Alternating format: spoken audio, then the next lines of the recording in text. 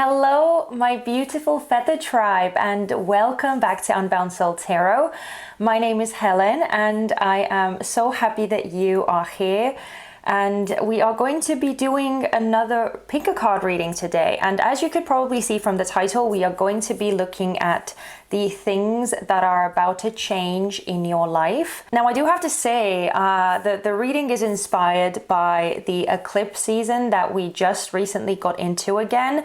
We had the lunar eclipse in Libra.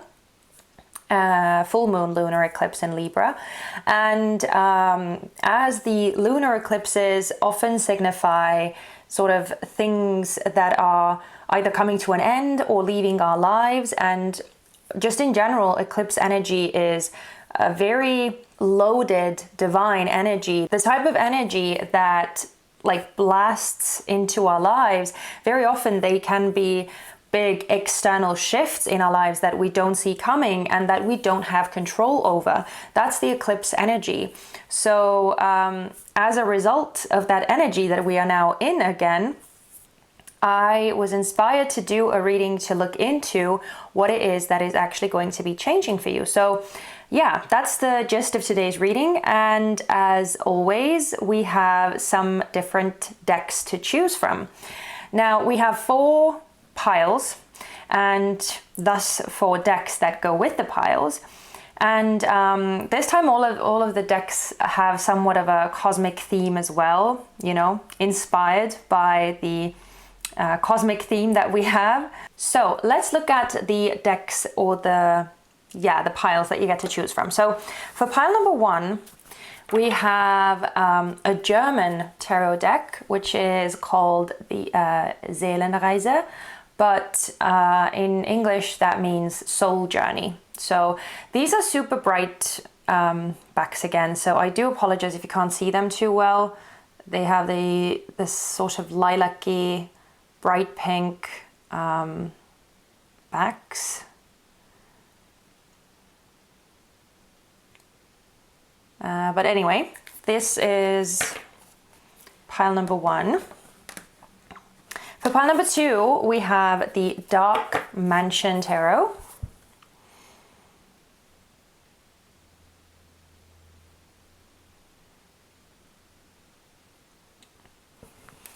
For pile number 3, we have the Unfolding Path Tarot.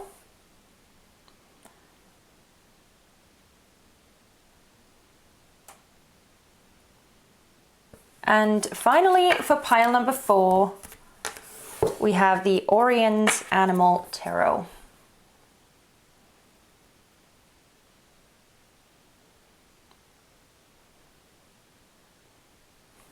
So these are the piles and the decks that you get to choose from. As always, take your time in deciding which pile calls out to you the most. You may have a significant number that you feel a close association to, you know, numerologically, 1, 2, 3, or 4. Maybe that's how you feel a connection to a specific pile. Maybe you feel drawn to a specific color scheme, or just sort of the visual theme of the deck.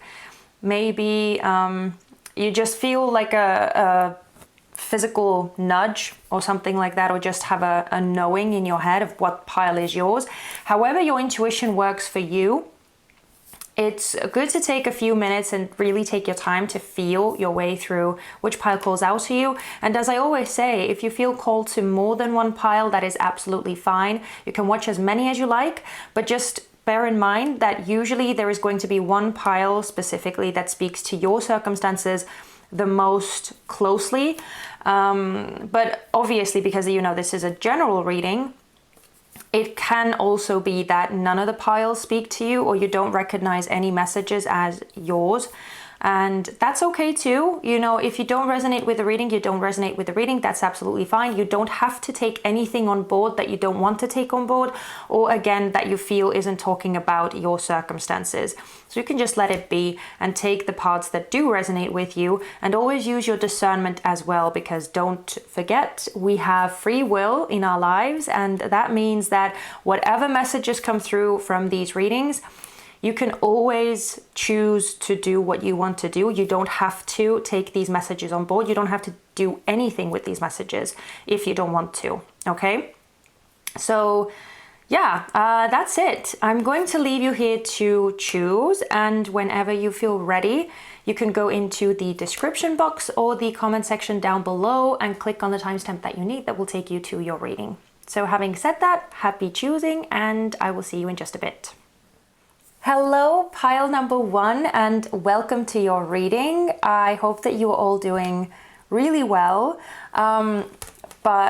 Yeah, let's get into your messages. So the deck that you chose was the Soul Journey Tarot, but we are going to be looking into that a bit later, because first off, we are going to start with some major Arcana Tarot cards to look at your energy and the energy that is around you, that is,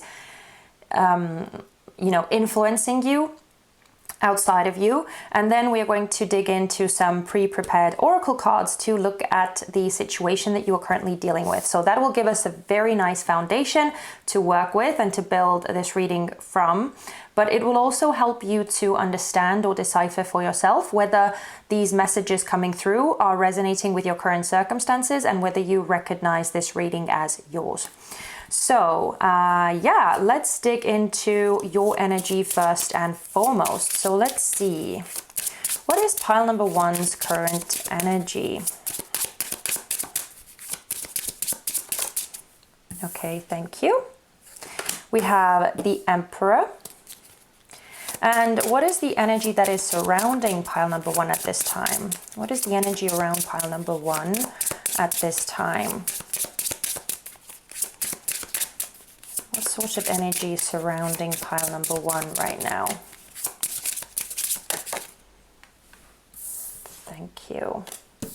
Interesting. We have the Devil.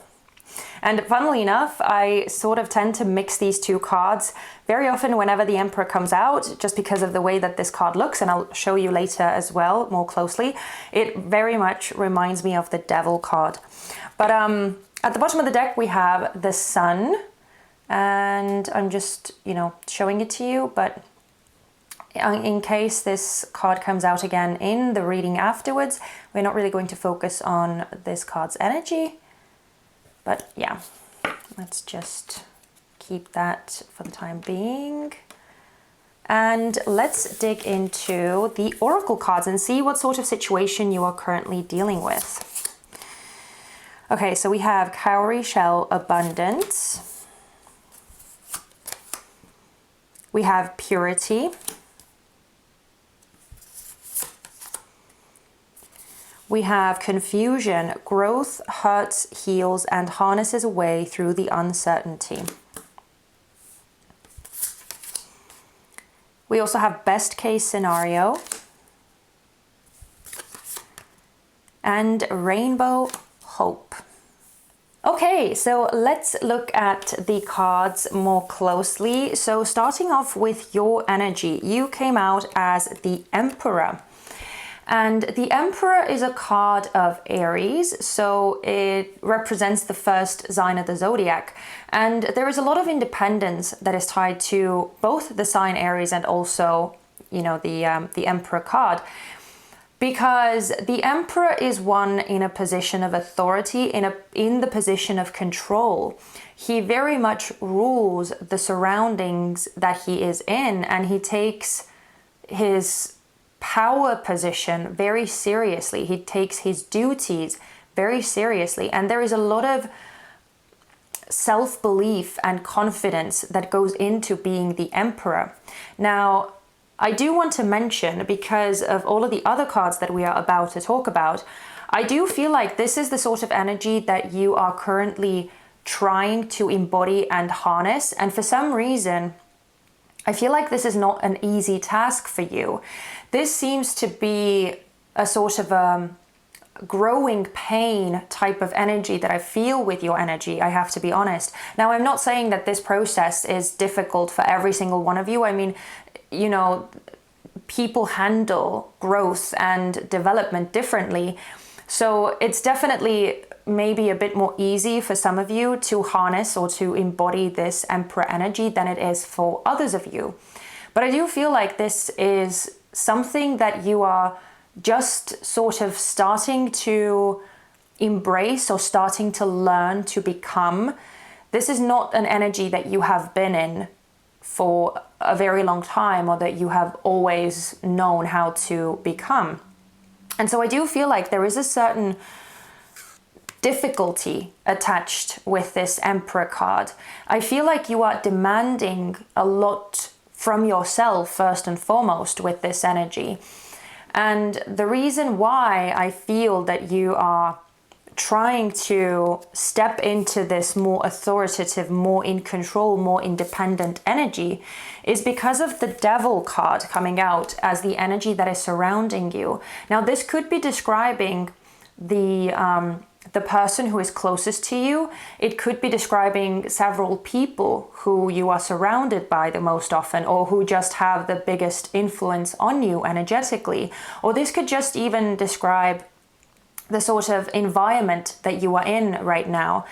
But regardless of how this specifically talks to you, the Devil card makes me feel that your environment is possibly not the most supportive at this time, or the people around you could, you know, possibly be having a sort of influence on you that is keeping you like restrained or is keeping you somewhat stuck. I feel like there is a bit of a power play in place here, you know, where I feel like the energy that you are surrounded by, again, it could be a single person. So it could be like your partner, it could be your spouse, it could be a parent or a sibling or a friend. Whoever this Devil card represents, I feel like they have had a very tight grip on you, or if that's not necessarily like a tight grip, it feels like you have felt very much dependent on this Devil energy. Something in your surroundings or someone in your surroundings has the type of energy, at least according to you, that they have a lot of power over you, or that you somehow feel very much attached to them, or have felt like you haven't had power yourself. Like this is a very overpowering energy, the Devil. It very often takes away your power, or at least makes you feel or think that you don't have power yourself, or that they are somehow in controlling position or a position of authority. But I love the way that this card is depicted, because it's a shadow play, or I don't know how exactly the term is in English, but you know, you can see how the shape created is actually an illusion. So it's just something that this Devil energy is trying to project, but it isn't necessarily true. So it's just about making you perceive things a certain way. And I feel like that has been successful for a long time. You have believed that this person or this circumstance or this environment has a lot of power over you, and that you don't have the power to do things by yourself, or to conduct your life and make decisions based on what you want to do. But I feel like now you are stepping into the energy that is starting to believe that more, or you are cultivating this sense of inner strength and confidence and self-belief, and really facing a lot of fears and a lot of anxieties and a lot of uncertainties in stepping into this new role.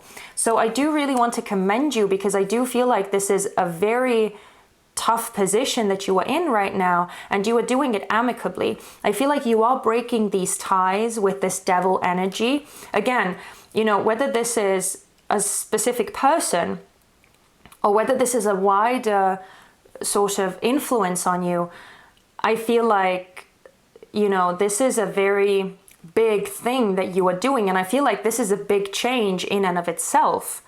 So you taking control over your life, you taking control over your future or your living situation or your career path, or just what you want to do with your life in general, that seems to be a very big focus for you at this time. And I also want to point out that the Devil card is associated with Capricorn. And Capricorn is very often associated with, you know, status and career goals and high ambitions and money, like earthly possessions as well. And so I'm not surprised that we have a lot of this material theme coming through from these oracle cards too, which are again describing the situation that you are currently dealing with. And so I do feel like, because the Emperor is all about establishing a foundation or establishing some sort of system in place, you know, making new rules, making a sort of cohesive way of being. I do feel like that is what you are essentially doing. And so, you know, especially if you have been materially or physically dependent on this devil energy, I do feel like this is the sort of the biggest priority for you right now in securing your own sort of material, financial, physical well-being. And we see that a lot with, well, first of all, we have this abundance card here, right, with the cowrie shell.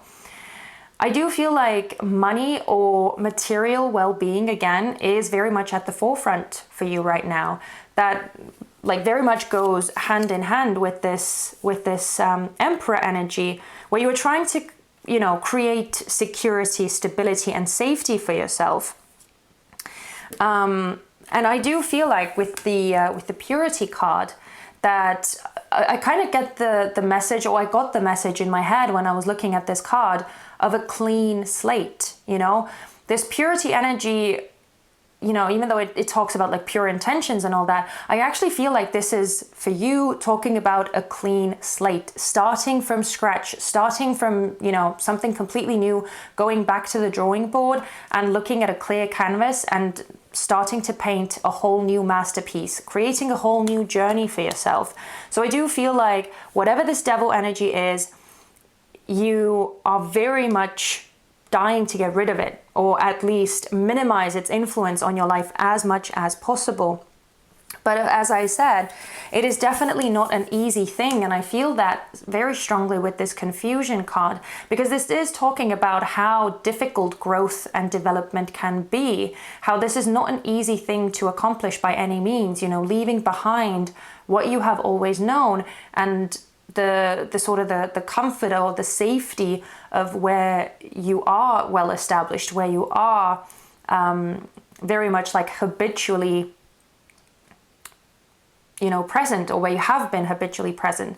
So this is all about, you know, paving new paths for yourself, but also going through the difficulty of what it means to pave this new path and to forge a whole new sort of trail for yourself, you know. And that's why this card looks sort of so ominous as well. There is this thunderbolt, and it almost looks like, you know, she has survived a storm or a shipwreck or something like that. And so I do feel like this is you, or I don't know how literally it is describing your situation, but I do feel like you are breaking down the constructs of your previous life, or yeah, it almost feels like you are like demolishing your previous life.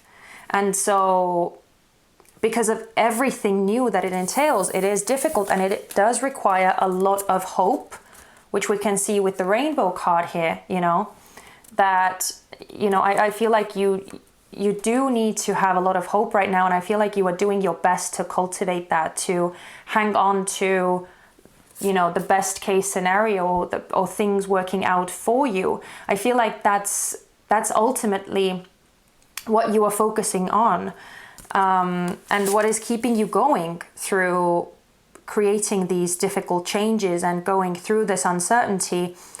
This is what you are clinging on to, you know, because you know so clearly what it is that you are doing all of this for. And so you are actually in a really good place. I feel like you have a very strong sort of foundation or groundwork that you are building from, that you are doing your best to stay optimistic and to, again, cultivate this self-belief in yourself that would push you out of this comfort zone and that would push you to keep going, because the devil energy is very sly, and it very often can manipulate or lure us back into what is, you know, quote unquote safe, or what we have always known. And so it sort of brings this element of wanting to run back to the past situation, because at least, you know, that's what we are familiar with. It's like the saying, you know, better the devil you know than the one you don't, or something. So that's sort of what makes me, that's what sort of comes to mind here with this devil energy. So yeah, I do feel like it's tough what you are doing, pile number one, but I also feel like the reasons why you are doing these things, they are very necessary. They are very important. They are crucial for your well-being and for your aligned path. That's also why I feel like all of these thunderbolts or lightning is depicted on these cards as well, because it's a disruption, but it's a necessary disruption. It's the type of divine intervention that is going to lead you to, you know, the ultimate, this happiness, right? The ultimate fulfillment that she is walking towards, out of the storm and into this beautiful light. So yeah, let's see. Let's look at the tarot portion now. So we will get into the Soul Journey Tarot and look at what is about to change for you. So I will get all of the cards laid out, and then we will go through all of these cards and see what is changing for you.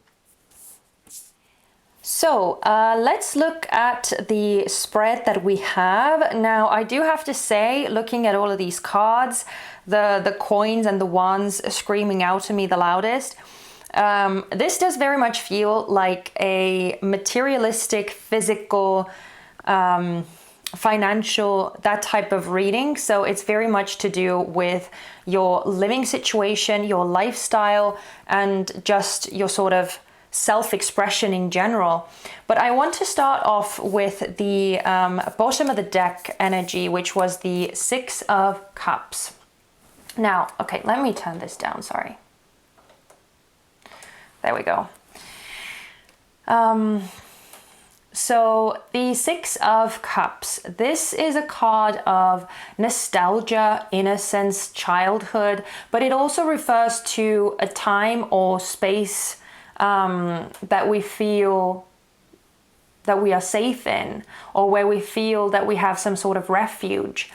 So in a sense, this is this emotional attachment to a space or a sense of harmony and safety and security, and where there isn't that much, you know, difficulty or responsibility.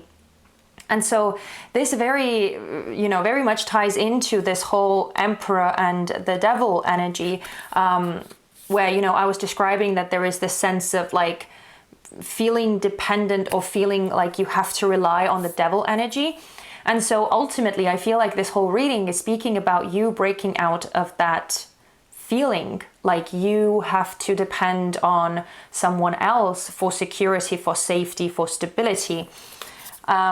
I feel like you are learning to do that for yourself, and it's a very empowering thing. And so I feel like this is actually such an amazing transformation that you are going to be going through, and when you come out of it, you will be a whole different person. But let's get into all of the cards one by one. So we are starting off the reading with the Seven of Wands. And the Seven of Wands in this position is talking about the thing that is drastically changing for you.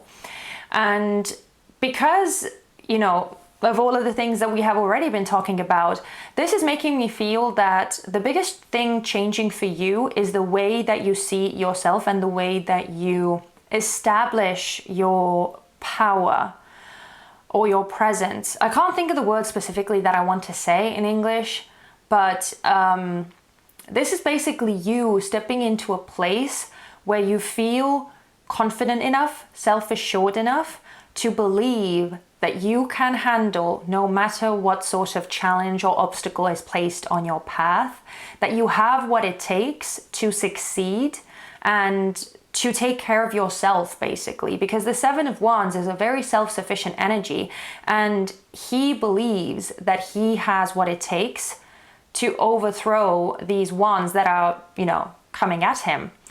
And so because he believes, that's why he succeeds. So this is, in essence, a test of faith and a test of belief in yourself. And I feel like up to this point, it has been very difficult for you because that power has sort of been taken away from you. But I feel like as you are going through this change, you are starting to sort of believe in yourself much more effortlessly. And as a result of that, you will start seeing yourself, have these little wins and successes along the way, which will further, encourage this notion in you even more. And so I feel like it's a very sort of logical explanation to this change with the King of Coins, because this card is talking about the reason why you are going through this change, or why this change is necessary, why it's all happening. And the King of Coins, even though this is a card of Taurus, it can talk about any earth sign really, so Taurus, Virgo, Capricorn, but it is very much talking about the earth element, and with it comes a sense of security and, again, self-reliance, independence, having this sense of material and physical well-being and being in control of that, you being the master of your own well-being. And because, again, we are dealing with the coins or the earth element, this is talking about this physical sense or materialistic sense of well-being.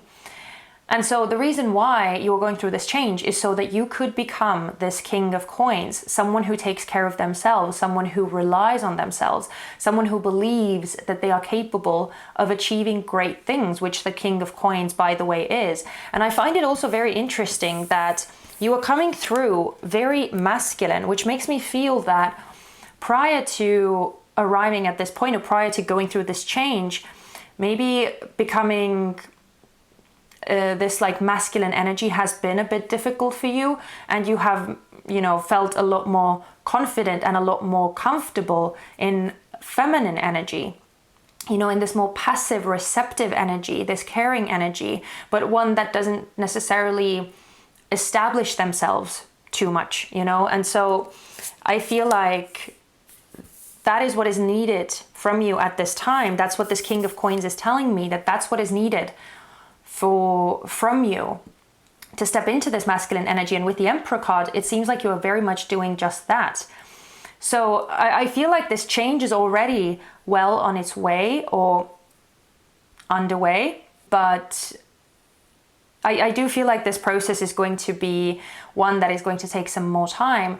But I very much feel like the reason why this change is happening for you is so that you could find or discover this sense of, strength and self-assuredness and this skill or this ability to actually take care of yourself and be very, very good at it, or create your own structures, create your own foundations. It seems that, that is what Spirit is trying to teach you or show you.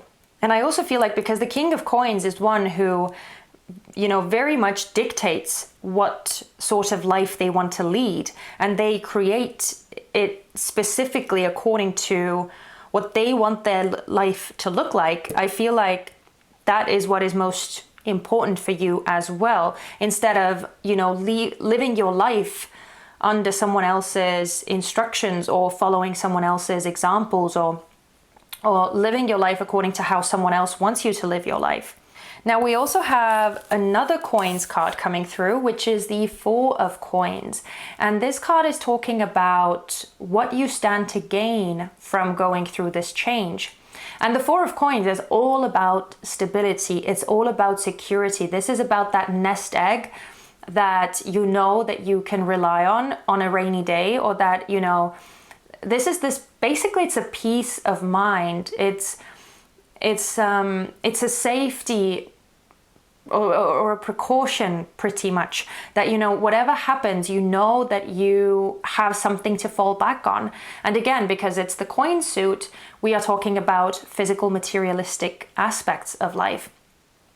But I feel like it's even more than that. I feel like this is also talking about just, again, having this knowledge that you personally have what it takes to create safety, or to, you know, be secure in your life. And I feel like because this is what is sort of what you can gain from all of this transformative energy, it's indicating that that's exactly what you are getting out of this transformation. You know, that this is a whole new level of safety and security that you are creating for yourself, and that obviously you are going to be feeling like you are taken care of, like you are looked after.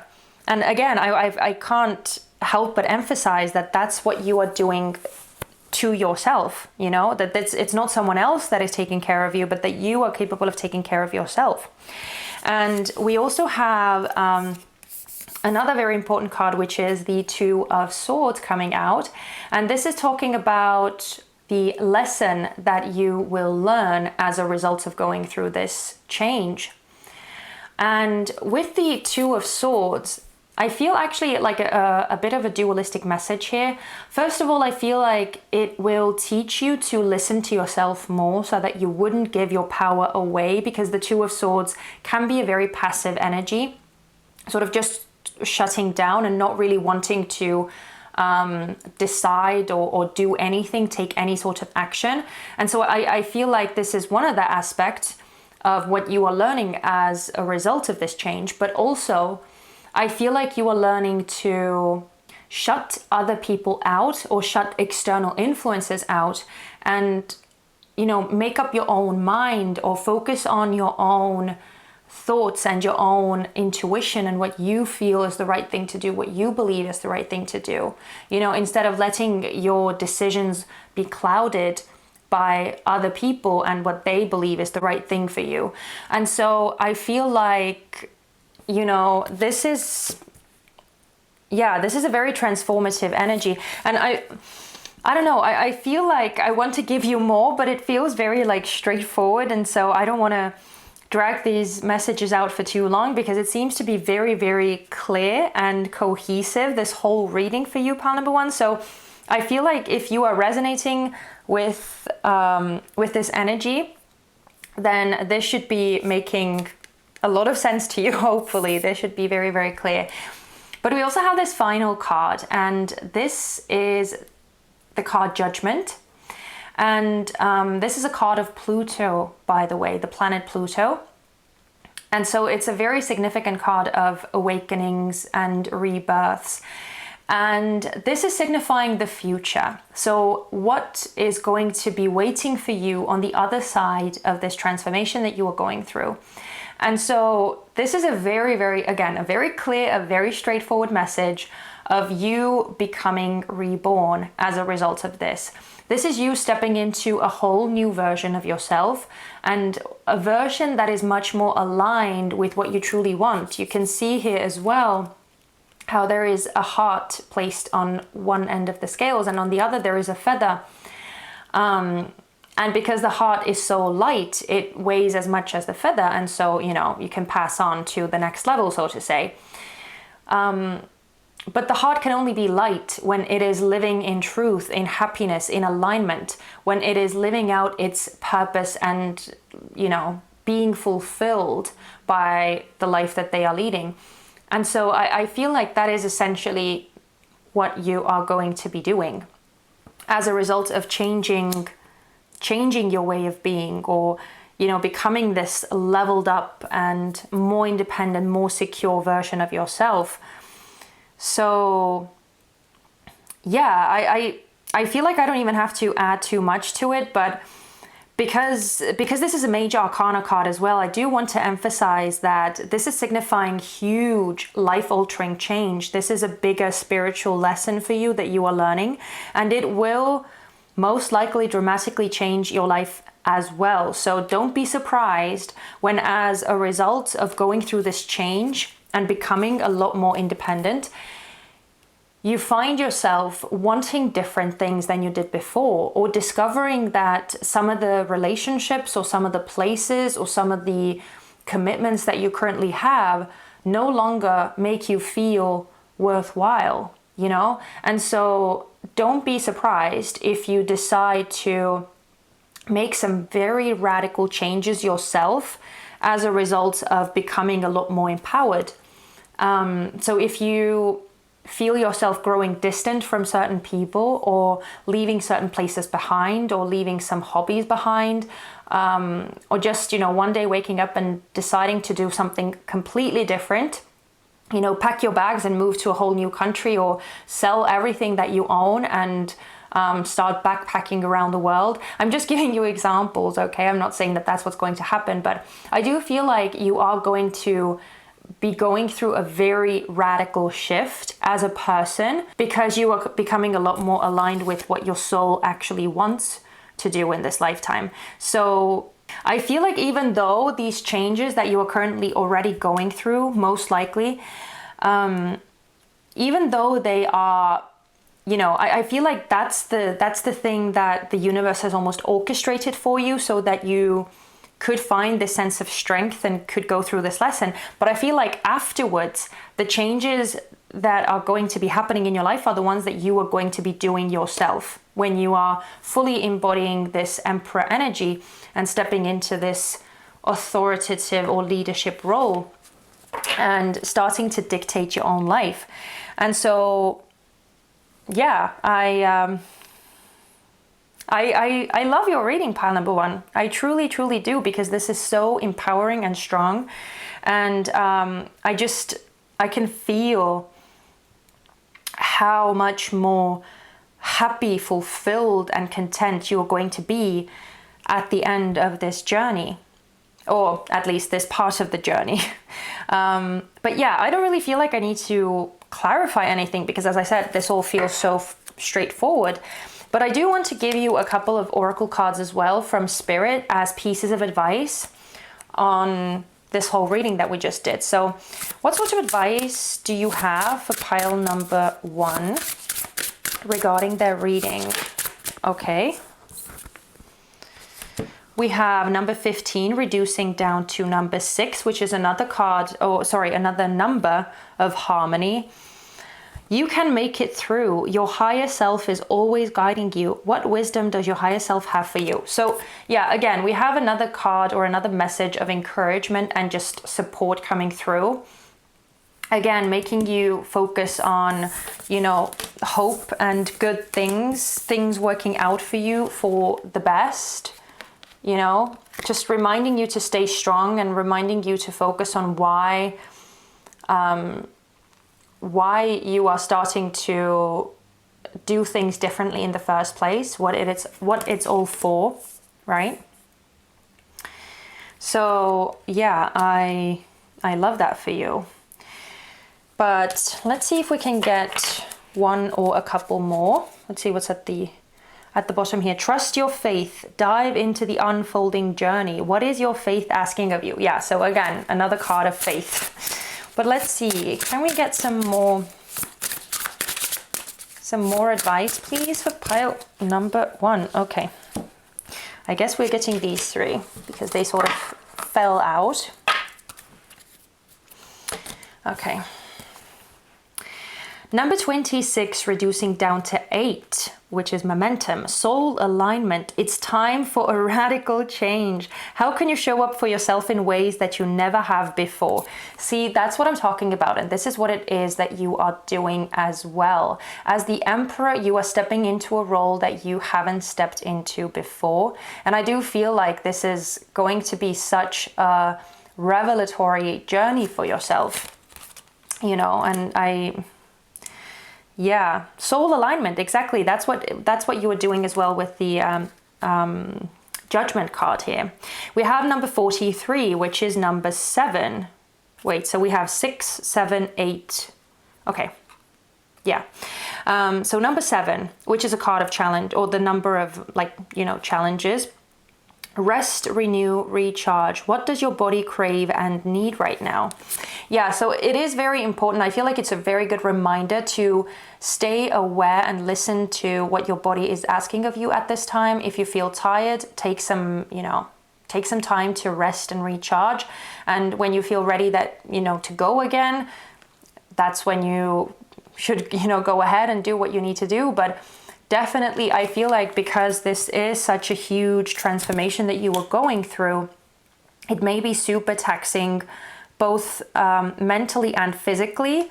So make sure to give your body the proper rest that it needs.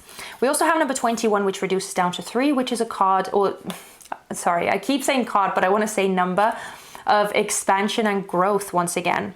Great awakening, walk in your truth, stand firm in your light. How can you trust yourself more? Exactly. So we are getting cards of awakening. We are getting cards of soul alignment. We are getting cards of change. So this is just furthermore, going through everything that we have been talking about in this reading. And finally, at the bottom of the deck, we have a Master number 22, which reduces down to 4. This is not your practice life. Decide. What is your inner voice telling you about the dream in your heart? Yeah.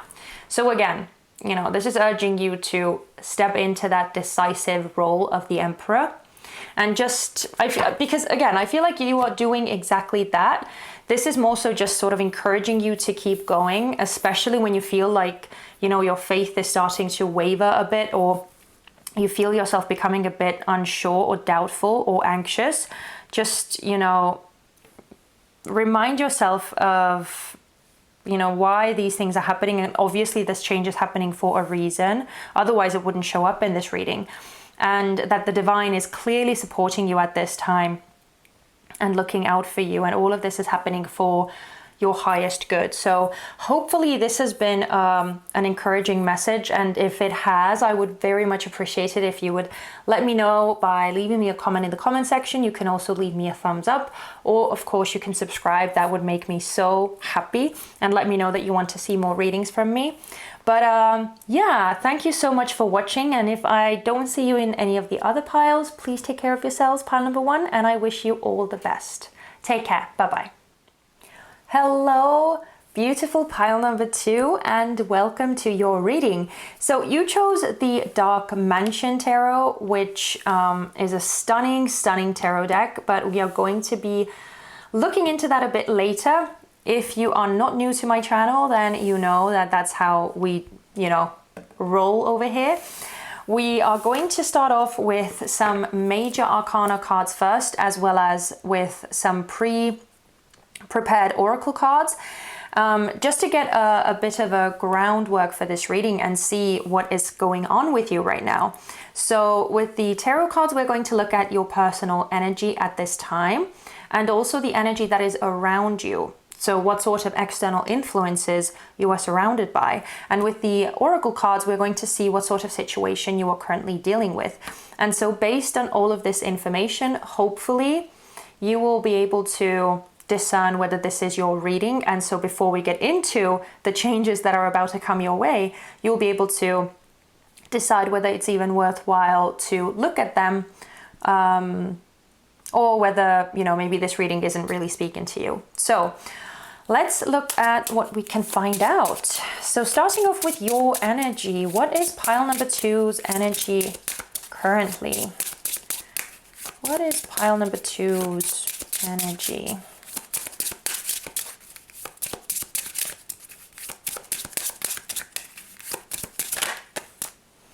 Okay, we have the Hermit. And what sort of energy is around pile number 2? That was very quick. The Wheel of Fortune. Interesting. At the bottom of the deck, we have the Emperor, which I'm just going to show you, but we are not going to be, you know, we're not going to be focusing on this energy too much, instead, unless it comes out in the reading afterwards when we dive into the tarot portion again. But there we go. So I'm going to show you these cards more closely as well in a second. We're just going to get the oracle cards out first too. So let's see the situation. We have mountains, obstacles. We also have worm, moon, faith.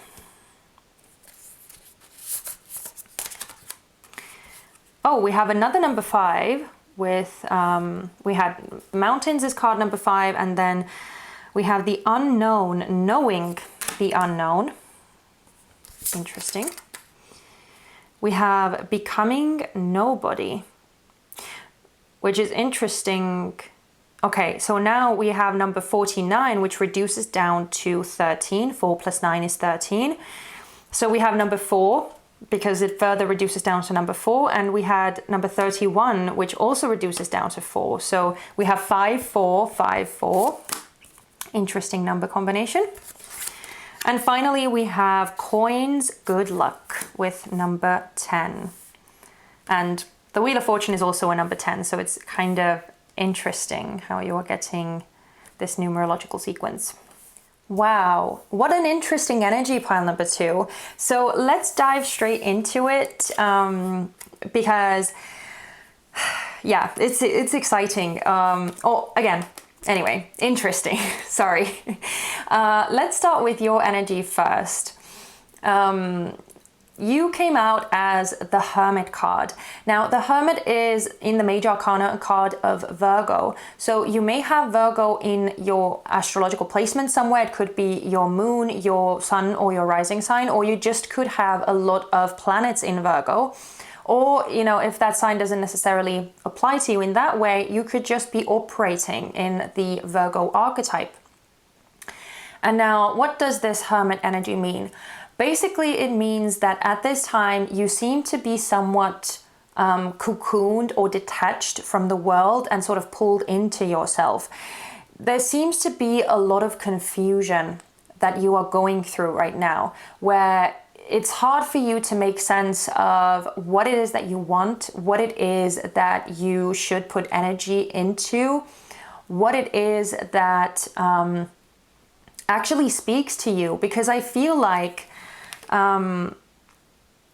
there are several things in your life that you recognize as not really doing anything for you anymore, or not really, you know, sparking anything for you.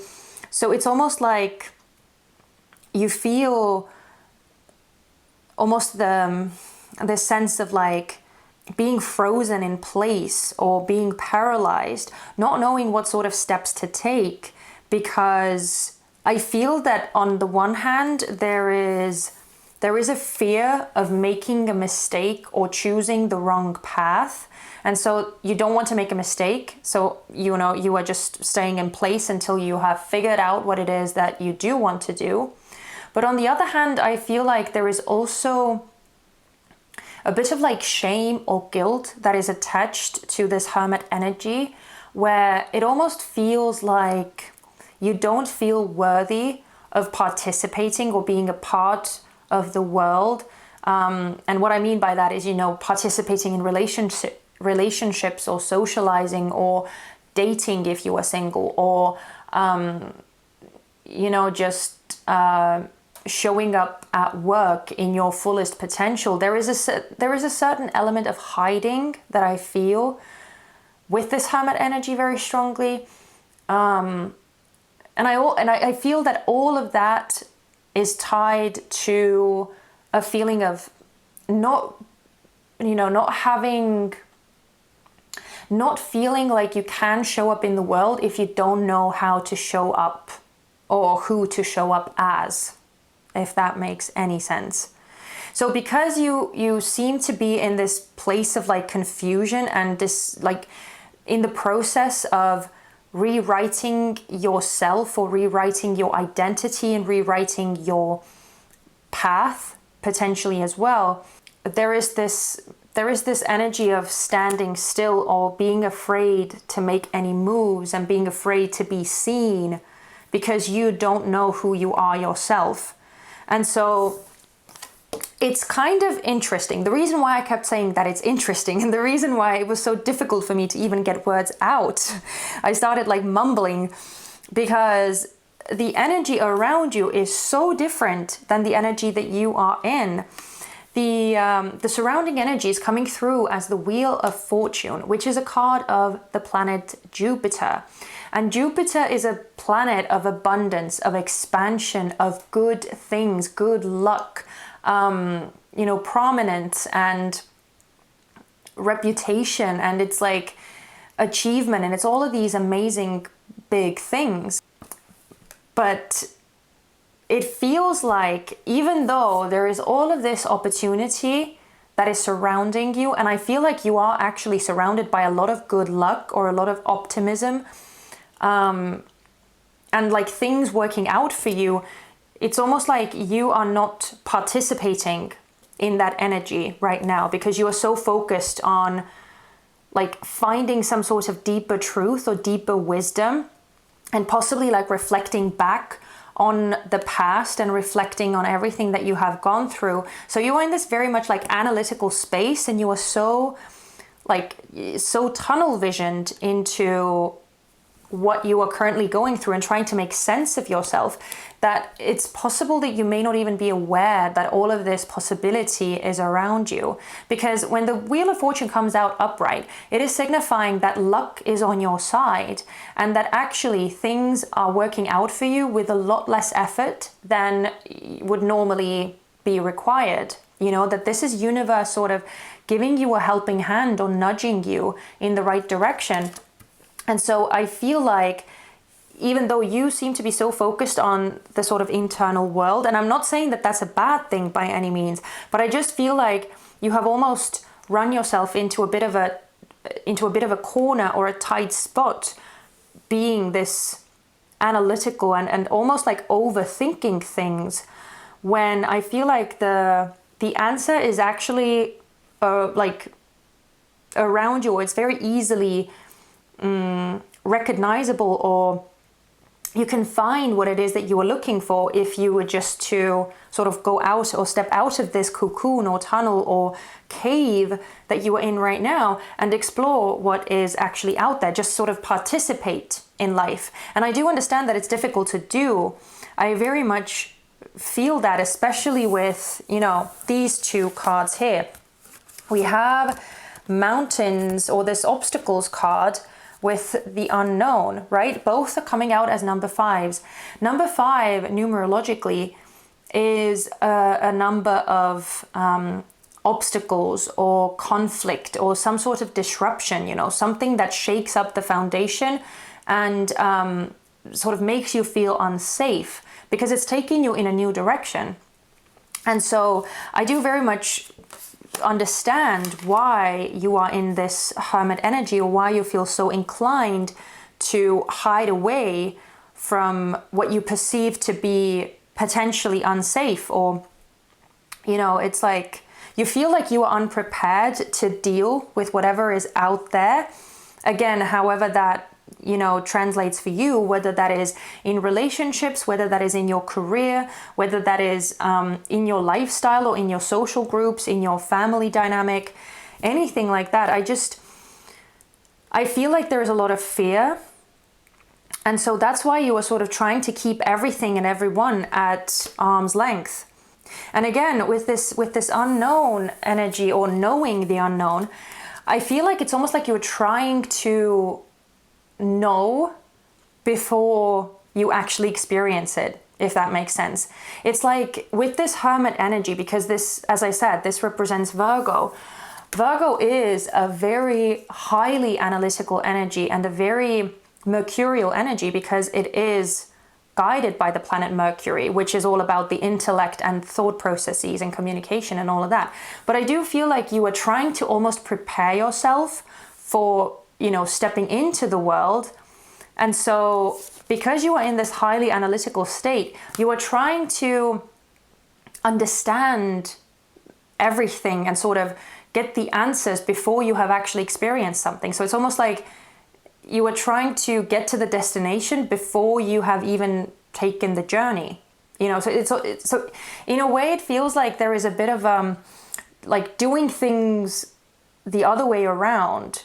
And I know I may be describing it in a bit of a difficult way, but the point is that I feel like the universe is trying to say that, you know, you can't know the destination before you actually get there. Like, there is no way that you can figure it out or even like prepare yourself 100% for what you are going to experience on the journey before you get on the journey, or before you start taking steps on experiencing it and just sort of starting to walk down one path, regardless of what that path is. Because I feel like you actually have a very good like system of, first of all, like knowing what sort of action to take or what path to take. I feel like you have a very strong like gut instinct or intuition that guides you, and that is very good at like leading you where you need to go. But I also feel like with this faith energy, it almost feels like the universe is also supporting you. So there needs to be more faith in things working out for you, right? I mean, you have the Wheel of Fortune here, and not only that, you also have this good luck card here, which, by the way, is another number 10. So it's like directly correlating to, or correlated, you know, this Wheel of Fortune card, which is also a number 10. So things are actually on your side. The universe is on your side, and the universe is trying to, you know, help you or bring you all of these amazing opportunities and all of these amazing situations and experiences and coincidences. And I feel like, yeah, life is working out for your highest good. But again, I also understand why it's difficult to do that, or to sort of even see that. And so that's why I feel like this obstacles card is here, because it is sort of, you know, it's very clearly depicting how your vision is being almost like walled off, or you can't see beyond the horizon, you can't see where the path is taking you. And that's the thing that is scaring you. But not only that, I also feel like the reason why it's difficult for you to sort of come out of this shell is because of this becoming nobody energy. And basically this card is talking about leaving the past behind and letting go of the notion that your past dictates your future, or, you know, having this sort of belief that because some things or certain experiences have played out in a certain way before, that's what is going to happen in the future, or that's what's going to keep happening. And so this is all about letting go of the notion that you know how something is going to end up, because in truth you really don't. You know, life is full of experiences that can surprise you, even if something starts out in a similar way, or something is triggered within you, like a past memory or a past hurt or trauma or something like that. It doesn't mean that the end result is going to be the same necessarily. And so it really does feel like you may be looking at things through the lens of like past experiences and past pain and past disappointments. But with this energy and with the unknown energy and with this faith energy, I feel like the universe is really trying to say that, you know, give life a chance, because you may be surprised how things are working out. And again, with this obstacles card, I feel the need to emphasize that, you know, Spirit is saying that in truth, you can't actually see what is going to happen. You don't have all of the information. And so it's really almost like impossible for you to prepare for what you are going to experience, right? The unknown is the unknown for a reason, and it's only going to become known once you experience it.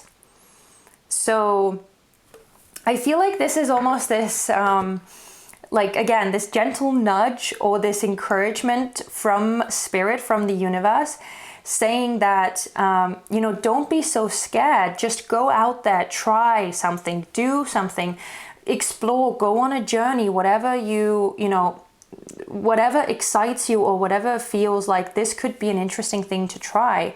Possibly even, you know, trying certain things that do scare you and sort of just seeing whether the things that you may have constructed in your mind of how things are going to work out, just sort of letting universe prove you wrong in a way, which again, I know is a scary thing to do, but I feel like it would help you to open up so much more easily in the future. And again, I feel like you can't go wrong because there is so much positivity and luck and support and opportunity waiting for you. It's all there around you. So it's just about, you know, taking that sort of leap of faith, I almost want to say. It's making me feel of the full energy, or making me think back on the full energy. But yeah, this was possibly a bit like, you know, meandering, or maybe it wasn't as easy to understand all of these messages. Hopefully it all came across and you could make sense of the energy.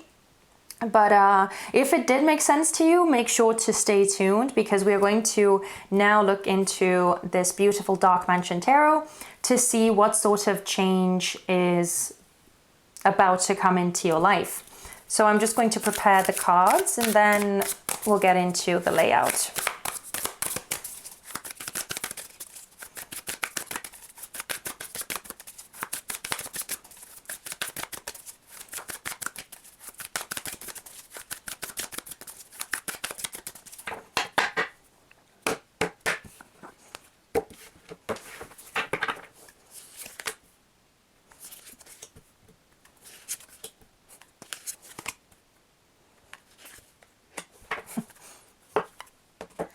So pile number 2, wow, your reading just keeps making me speechless, honestly. But I'm going to get into the cards in a second. I just wanted to add one last thing about the numbers from the oracle cards that I forgot to mention before. So you have the sequence 5, 4, 5, 4, 1. And now these 5s and 4s are really the things that are sort of drawing my attention to these cards.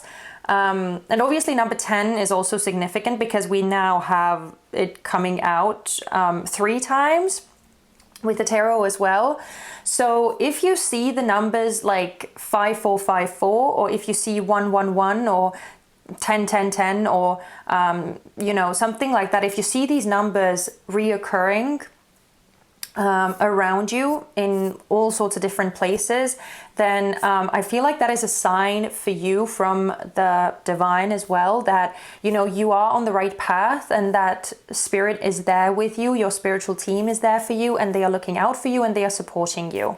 So that's the last thing I wanted to add to these oracle cards as well. But let's dive into your tarot spread now. So I actually want to start off with the underlying energy, which is the King of Swords.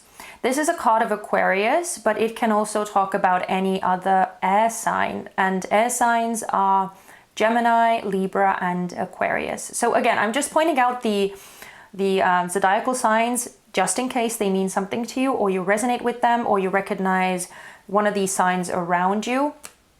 But with the King of Swords, really, what this is making me feel is that I feel like the universe is trying to get you to a place where you start seeing things differently, and where you possibly start zooming out a bit as well, where you are not as like focused or tunnel visioned, which can happen with the Virgo energy. And trust me, I'm a Virgo myself, so I know it's very easy to get stuck in like the small nitty-gritty or the details and sort of miss the big picture. So I do feel like you know, this is a lesson, or this is a transformation in perspective, in essence, and also the way that you even perceive yourself in the world as well. Because I do feel like, you know, you may have had a very distinct understanding of who you are meant to be, or what sort of image you are meant to portray. Or maybe even, you know, you have been very focused on what you believe that everyone else has expected of you or wanted of you. And now I feel like it's time to rewrite that, or to let go of that, right? Like this card says, becoming nobody, you know, letting go of the things that, or the expectations that have been, you know, pushed on you, or what you have felt that you needed to be. I feel like this is the time where you are sort of scratching that, and finding yourself, or finding your place in life, and ultimately what you want from your life in a whole new way. But let's get into the tarot cards now. So starting off with the first card in the spread, we have the Six of Wands. And this card is depicting what is drastically changing for you. Now, the Six of Wands is making me feel that one of the things that is changing for you definitely is the idea that you have around success, what you believe that success is, and how you believe that you need to go after it. So, you know, don't be surprised if you find yourself at one point doing something completely different than what you thought you were going to do, or starting to pursue a path that you maybe hadn't even thought of before, maybe that you even completely disregarded before.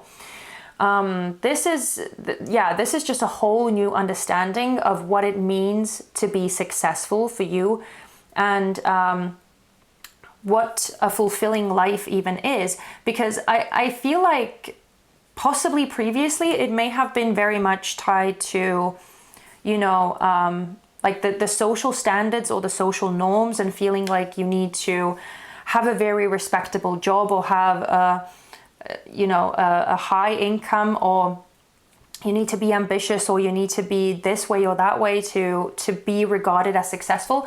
And I feel like I just feel like you are starting to redefine that for yourself, and possibly see success as just feeling happy, feeling content. And we will get to that in a second as well. But I do feel like that's how you are starting to see success, you know, not by how other people see you or how other people perceive you, but just in feeling like you are doing something worthwhile with your life, and feeling a sense of fulfillment from what it is that you do.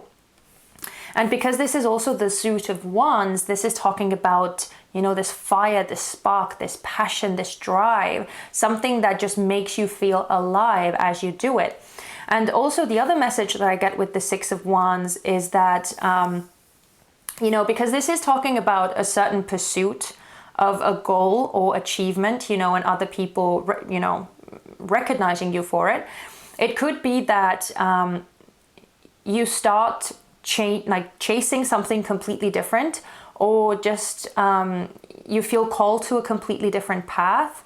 And also the way, you know, this is sort of tied to the message there, is that I feel like the way that other people see you is going to change drastically as well.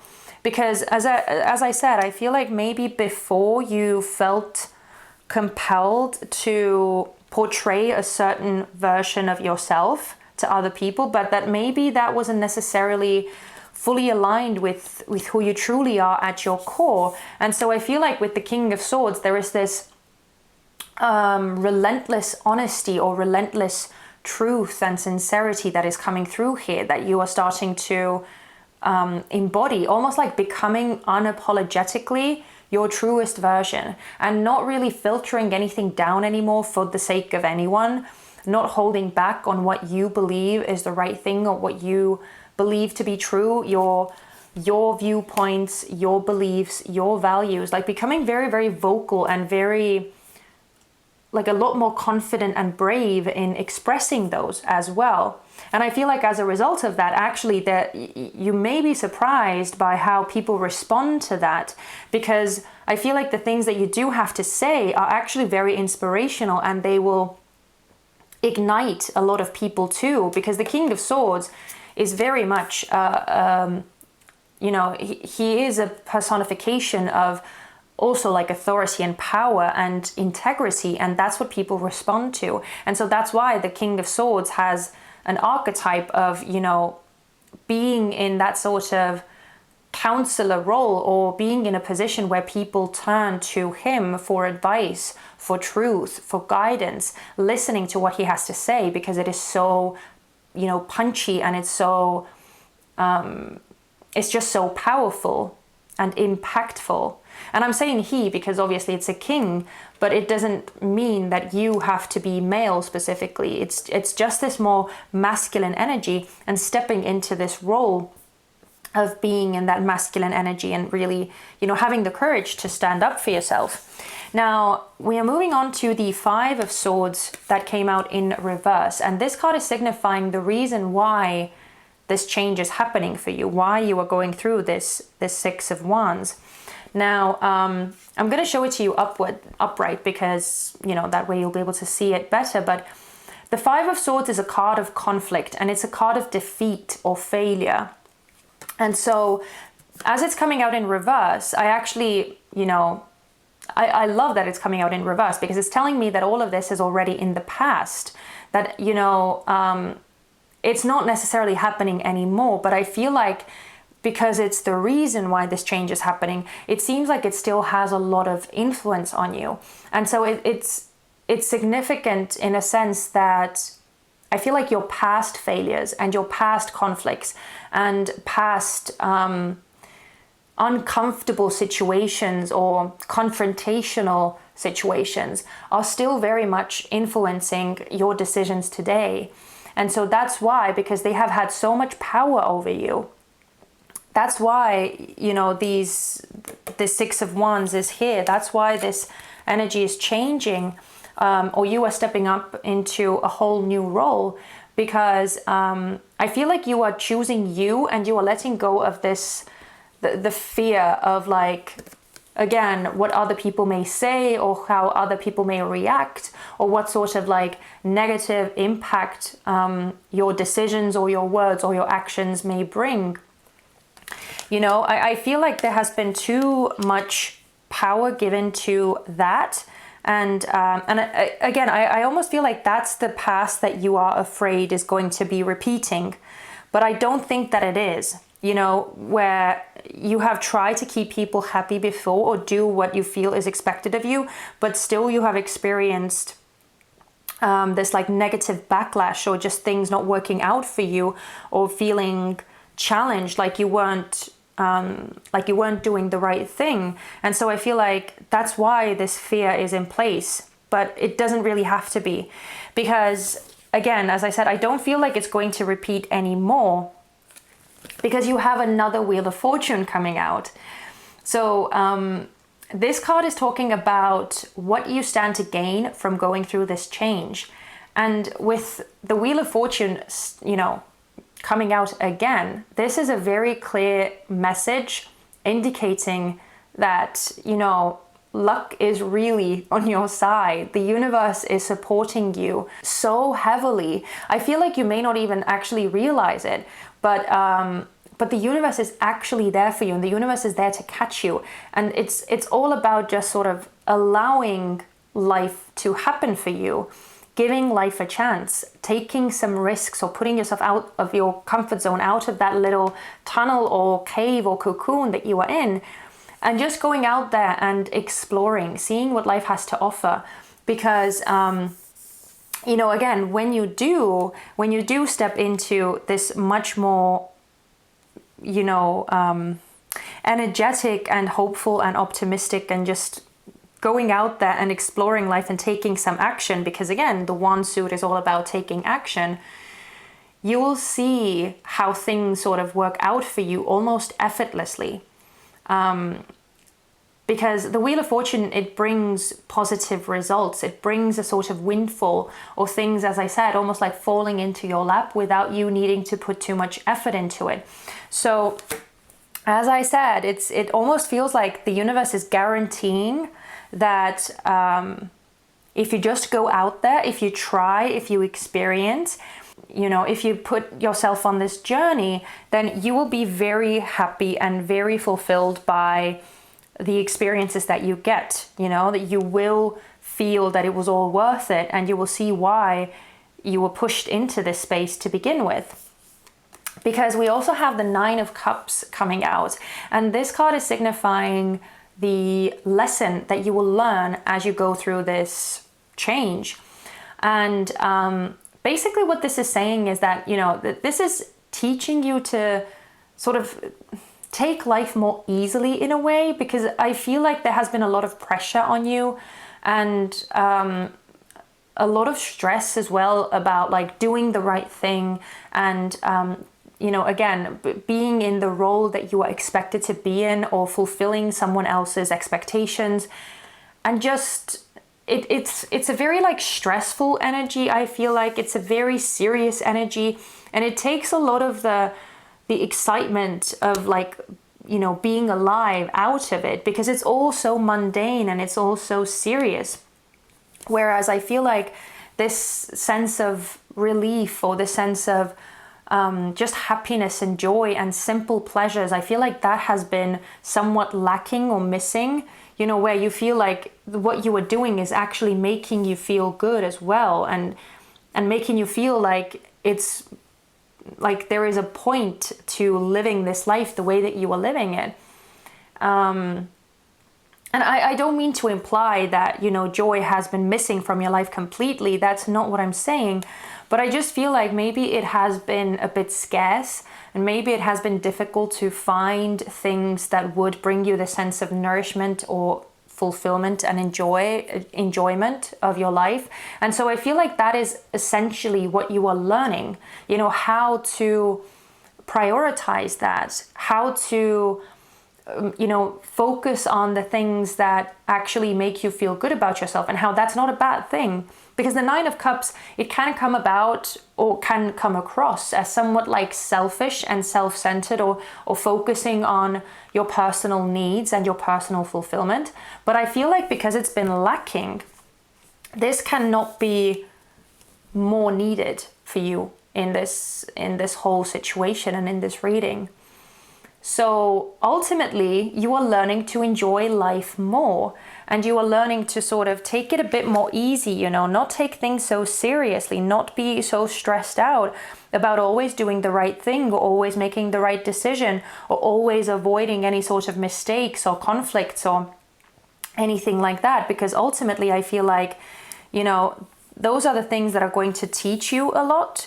And also, you know, when things don't go according to plan or the way that you intended them to go, sometimes they turn out even better than you could have imagined.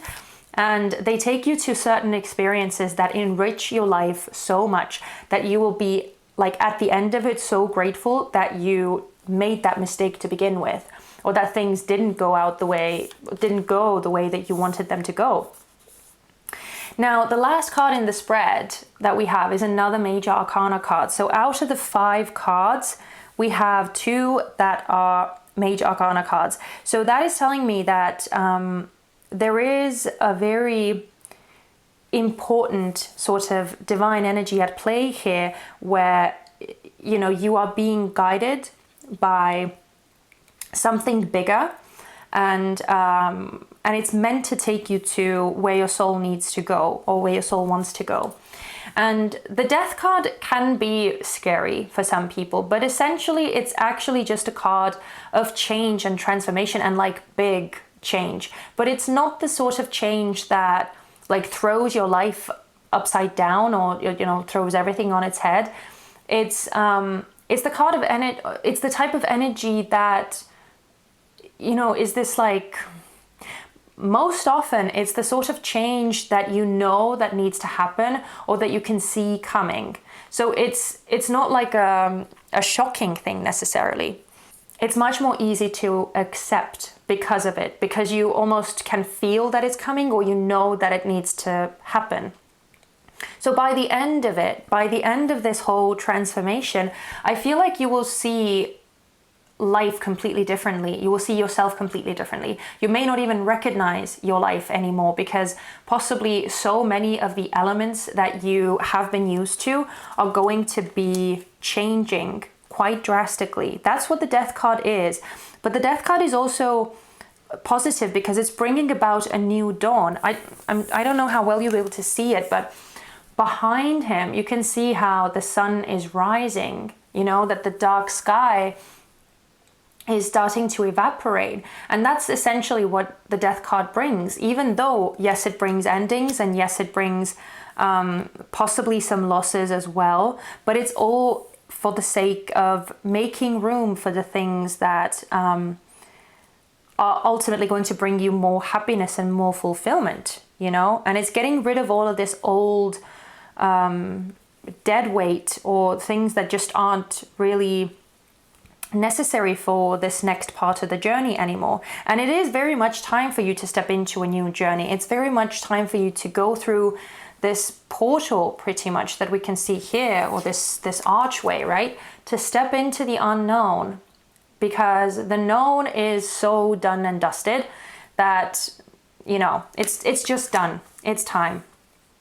So even though it's scary, I feel like it just feels like there isn't really that much that you can do to avoid it. And even though it may sound, again, scary, I don't mean to like frighten you in any way, but it does seem like the universe is almost like taking over in a sense, because there is this need to take you to the next level now and make you experience some new things, getting you out of this standstill energy. And again, I feel like all of it is really, really positive because of all of this Wheel of Fortune and luck energy. You know, how the universe is definitely wanting to bring you super, super good and positive things. Things that would ultimately, you know, make you feel really good. Because that's really the point of being alive in the first place. You know, we are meant to experience joy, and we are meant to experience love, and we are meant to experience just, you know, being grateful to be alive and being grateful to experience all of these beautiful things. And when that's missing, it can be very difficult to see the point in this whole human experience. And so that's why I feel like the universe is sort of stepping in and doing a bit of course correction. But one last thing I want to say with the Six of Wands is as well, because this is a card of success, it could indicate that, you know, the thing that is going to change for you is actually a certain sort of a sense of achievement, you know, that maybe the things that you have been working towards haven't really paid off or haven't brought you the results that you were after. And so it may feel like, you know, the things that you take up or that you work towards never work out the way that you want to, or you never receive the fruits of your labor. But I feel like you may actually start seeing signs of, you know, things working out, signs of rewards, or a sign of accomplishment and recognition for who you are, and, you know, what you believe in, what your perspectives are, all of those things. I feel like respect and admiration and acknowledgement or recognition is going to be coming your way. Again, this is so positive, honestly. This is so positive. I can't emphasize that enough. I'm just really happy for you, pile number 2. But before we close the reading out, I also want to get some oracle cards as advice from Spirit regarding this reading. Let's see what we can get from these oracle cards. What sort of advice do you have for pile number 2 regarding their reading?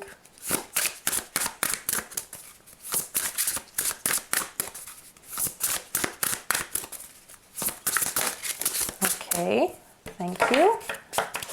We have 1. Oh, okay, we already had that as well. But we have number 43, which reduces down to 7. And 7 is a card of, you know, needing to hold on or facing some challenges. We have rest, renew, recharge. What does your body crave and need right now? So I do feel like, you know, this is the energy that you're in right now. And so obviously, you know, doing what you feel that your body is asking of you is probably a good thing.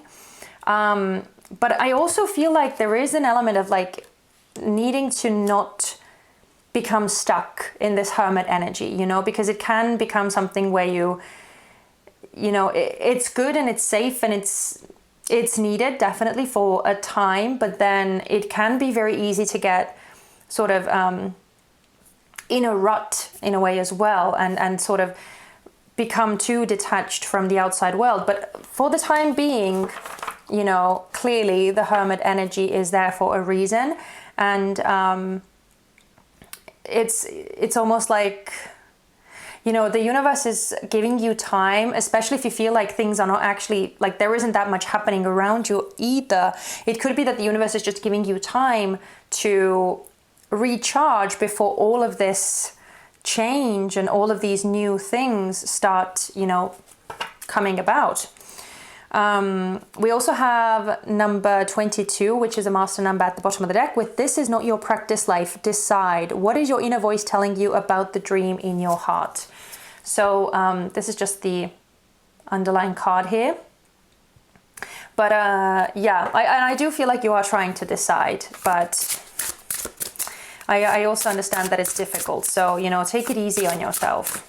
Let's see what else. What other advice do you have for pile number 2 regarding their reading? Can we get some more advice for pile number 2?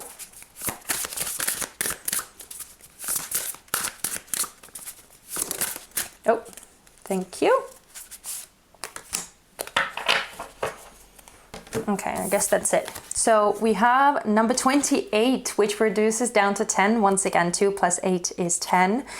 Don't run from the darkness. Embrace your shadow side. What aspect of yourself have you been afraid to look at or address? See, this is exactly what I was talking about. You know, you being possibly very familiar with needing to be a certain way, or feeling like you have to monitor yourself, or, you know, present yourself in a certain way to be accepted or to be respected, or again, to have a certain reaction from people that you are looking for. Or, you know, maybe you were just afraid to ruffle some feathers and that's why you have been self-monitoring. But yeah, I feel like the universe is sort of, you know, urging you to embrace all of who you are and accept all of who you are, and that there is a reason why you are the way that you are. So if you sometimes feel like, you know, that you compare yourself to others and wish that you were more like someone else, then I feel like Spirit is saying that, you know, there really isn't any point in doing that, or you're just sort of causing unnecessary bad feelings for yourself, because honestly, you are perfect the way that you are. And you are the way that you are, again, for a specific reason. And so, yeah, it's something to embrace and something to not be afraid of, you know, to be who you are in all of its authenticity. That's what the King of Swords energy is talking about as well.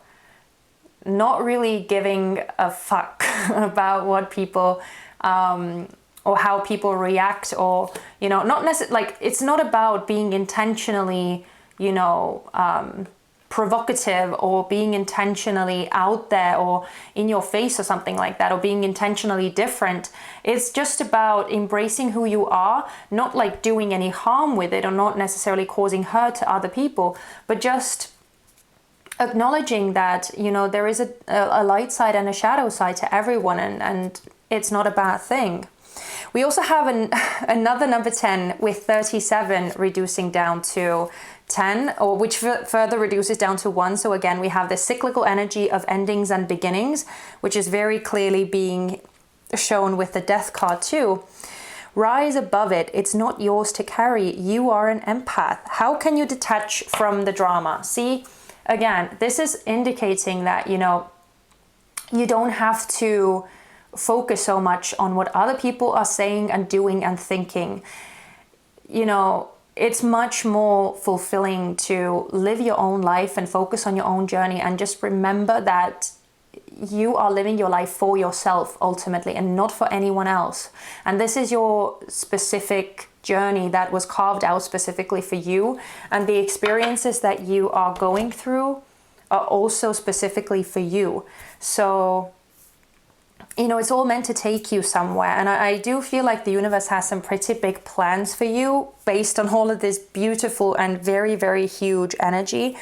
So just embrace the change that is happening, embrace the shifts that are occurring, and also the things that are happening around you. If some things are breaking down or coming to an end, or people are leaving your life, or certain situations are transforming some way, embrace it, you know. Don't be afraid, because I do feel like the universe is taking you to a much more aligned and happy and fulfilling place. So yeah, wow. I'm gonna leave it here, pile number 2, because I feel like I have been rambling on for so long, and I do really apologize, you know, if this has been somewhat of a tiring reading to watch. But hopefully all of the messages came across, and, you know, you got what you needed to get from this, and hopefully this was still encouraging for you. But yeah, I'm going to leave it here. If you enjoyed this reading, if you got something useful from this, please leave me a thumbs up, or you can leave me a comment in the comment section, or just subscribe as well. I would love that. But if I don't see you in any of the other piles, please take care of yourselves, and I hope to see you in my next reading very, very soon. Take care. Bye-bye. Hello, pile number 3, and welcome to your reading. So you chose the Unfolding Path Tarot, and we are going to be looking at that in a bit. But we are first going to turn our focus on some other tarot cards as well as some oracle cards. So we are going to first have a look at your energy. What is your personal energy at this time? Also, what sort of energy is around you? What sort of external influences are about? And also what sort of situation you are currently dealing with. And that will sort of help us to get a hopefully very cohesive groundwork for the reading, to see what you are dealing with, and then we can build from there to see what sort of changes are coming your way. But also I'm hoping that this part will help you to decipher whether this is your reading, or whether possibly you are not really resonating with this scenario. So yeah, let's see what comes through for you. So starting with your personal energy at this time, let's see what we have. What is pile number 3's personal energy like at this time? Please describe pile number 3's energy.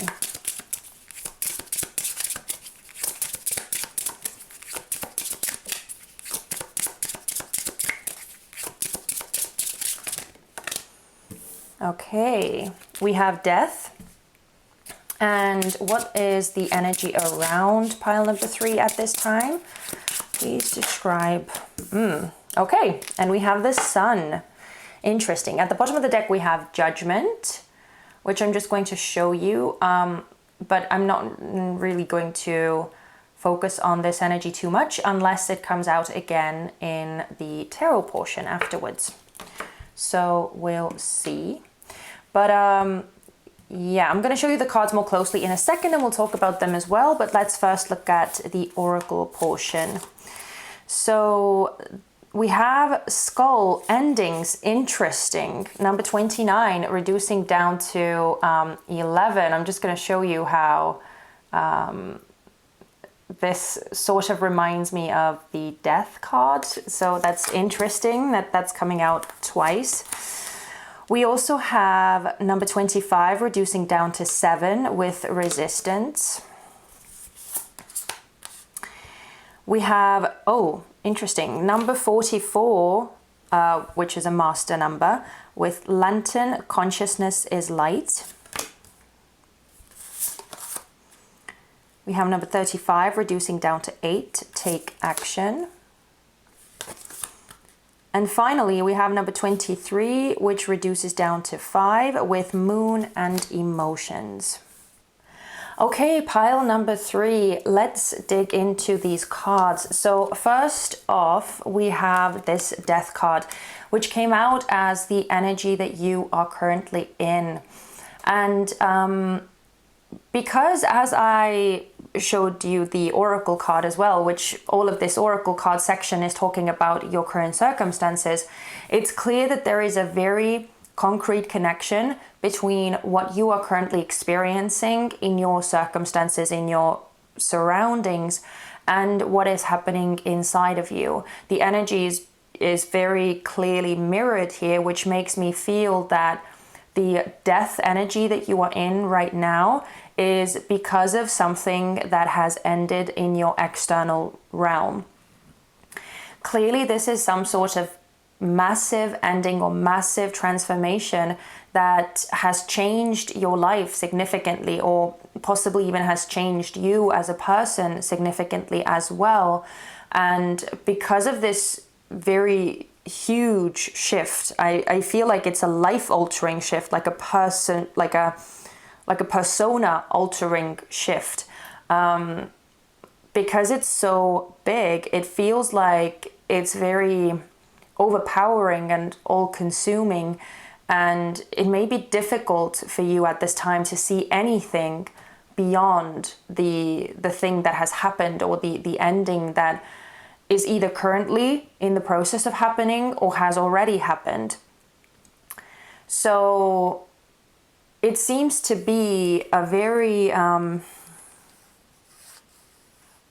emotionally draining, but I also feel like it's not just emotionally draining, I feel like it's physically draining as well. Sort of time period for you. And even though the thing that I actually love about the death card, it's not an easy card by any means, because this is focusing on the hard part of something ending, or something being taken away from you, or something leaving your life. I do love that there is a sun, or this new light, this new dawn that is often depicted on the death card, signifying that whatever is leaving your life, that, you know, room is being made, space is being made for something other, for a new beginning, some sort of fresh new start that is yearning to come into your life and sort of replace whatever is missing. And, you know, usually the death card energy comes about to bring us something better, something more aligned, even though in the moment it may be difficult to see that, or it may be even difficult to believe that it is possible, just because the hurt is so sort of strong or active. But looking back on it, you know, when emotions have cooled down a bit and things have settled and the whole turmoil of change has passed, that's when we are usually able to understand why certain things had to happen the way that they did and what they were ultimately good for.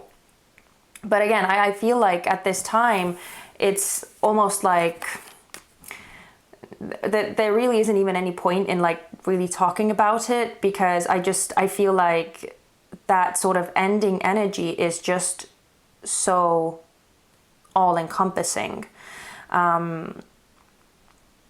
So the thing that is sort of strange to me though is this sun card energy, which is coming out outside of you or around you. And so I feel like there could be someone, it could be a specific person, or it could be a group of people, or just sort of this general energy that you are surrounded by. You know, if you have very supportive friends, or if you have very, you know, nice colleagues that you are close with, or if you have a very loving family or a loving spouse or something like that. If you have a supportive group around you, it feels like this is their energy, or this is that person's energy, because this is this pure like warmth and optimism and support and love and care and nurturing. The Sun card is the most positive card in the major arcana, or well, in tarot in general, but in the major arcana specifically. And so I do feel like, you know, there could be someone around you or some people around you who are doing their best to sort of be there for you at this time, or to help you, you know, see something positive, or bring you some sort of ray of light through all of this darkness that you seem to be in at the moment. So I think this is a very sweet energy, and this is a very supportive energy. And I also feel like this is a very like unintrusive energy, if that's the right word to use. It doesn't seem to be like pushy or overbearing. It just seems to be there. It seems to be present, and it seems to be like pretty much one of the only like positive things or sources of strength that you have, or that you at least feel that you have at this time. Now, I'm just going to point out the zodiacal signs as well, in case they mean something to you. Maybe you recognize them within yourself, or maybe you recognize them within the people around you. So with the Death card, we have Scorpio, and with the Sun card, we have Leo, essentially, even though this is a card of the Sun. But that's sort of the dynamic that I'm feeling here. That you do have support around you, but that the process that you are going through is clearly one that you can only go through alone. And sort of the feelings that you are dealing with, they need to be processed by yourself, and no one can really help you with that. But I do feel like you are sort of in the thick of it right now, and working through the things as best as you can. But I mean, looking at this whole oracle section, it seems like a very clear indication of, you know, something has clearly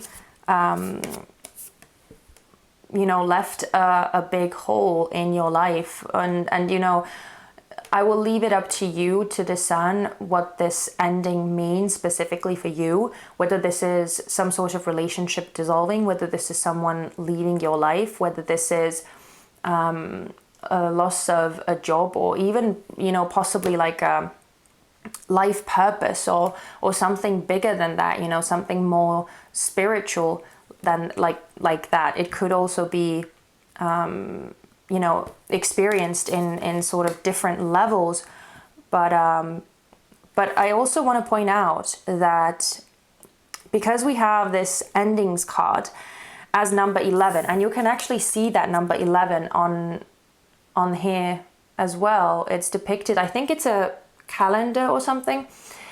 It's depicted on this as well. It says Friday 11 or March, yeah, 11th or something like that. Anyway, we have this number 11 on this card, and also the number 29 reduces down to 11 too. 2 plus 9 is 11, and 11 is the number of the soul path or the soul journey. It's a master number, and that's what like further emphasizes the notion of whatever this ending was for you. And most likely, I do feel like this was out of your control. Like you did not instigate that ending yourself, at least for the for the most part. I feel like that was the case. So, you know, whatever this ending was, it is actually ultimately for your highest good, because something else is meant for you, something, you know, something better, something more aligned. But that doesn't mean that it is easy by any means. And I do see that, especially, you know, with the Moon card, with these emotions coming to light, which is saying that at this time you are currently feeling a lot of emotions, and a lot of things are cropping up, possibly even a lot of emotions that have been suppressed or that have been pushed aside or not really dealt with previously. So it could almost be like this one big overblowing or overbearing thing where all of it just sort of like gathers up and rushes to the surface.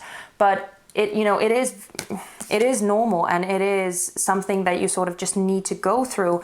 But I also see that you are possibly having some difficulty with accepting, you know, what is happening, and sort of accepting the new reality, because with this resistance card, it's very clear, you know, you can even see it with the fist as well, that, you know, there is this element of not wanting to accept it and not wanting to just sit still and allow things to like unfold.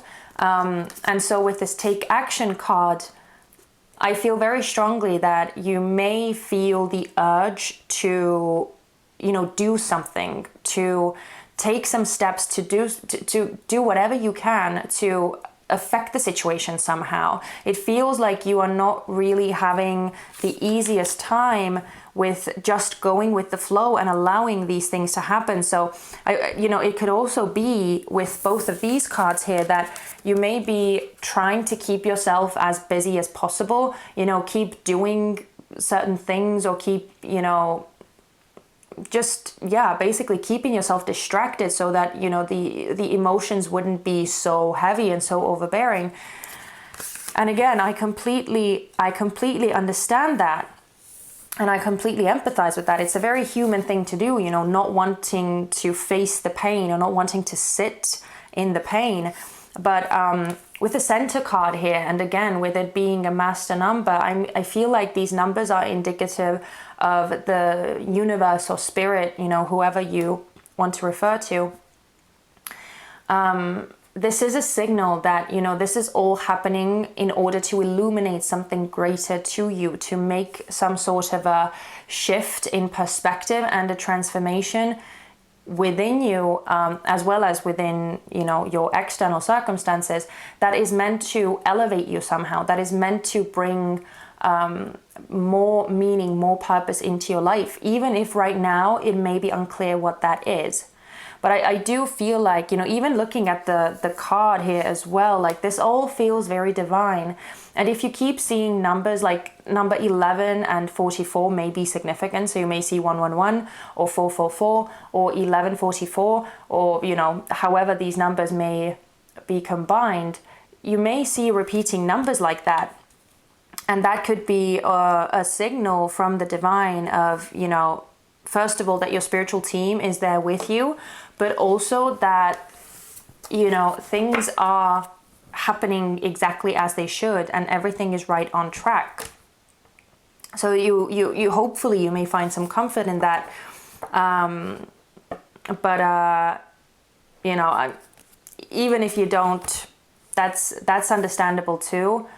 Again, I can completely understand how it may be really difficult to sort of find positivity right now.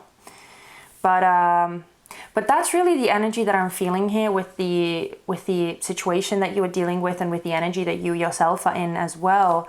So if you are resonating with this, then make sure to keep on watching, because we are going to be looking at the sort of the change that is occurring and getting a bit more information as to why all of this is happening and where it's leading and all of that. So if you are interested, make sure to stick to it.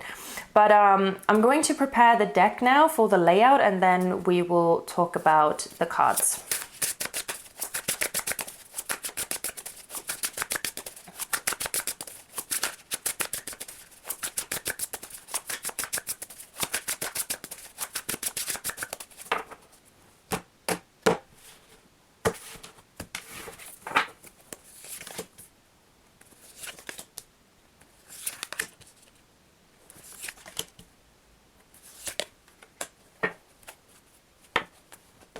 Okay, pile number 3, let's dive into your cards. So I want to start off with the underlying energy, which is the Page of Cups.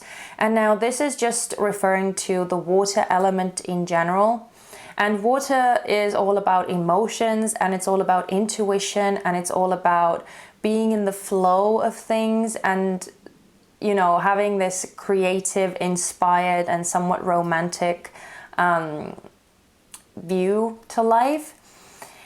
But I feel like basically this is about teaching you a new way of feeling things or seeing things and experiencing. I actually feel like the word experiencing is a very significant one here, because the Page of Cups is actually a very inspired and hopeful and sort of full of dreams and full of fantasies and full of possibility, as are all the pages really. But because this is the Page of Cups, this is much more, again, romantic and sort of soft and caring and compassionate in nature.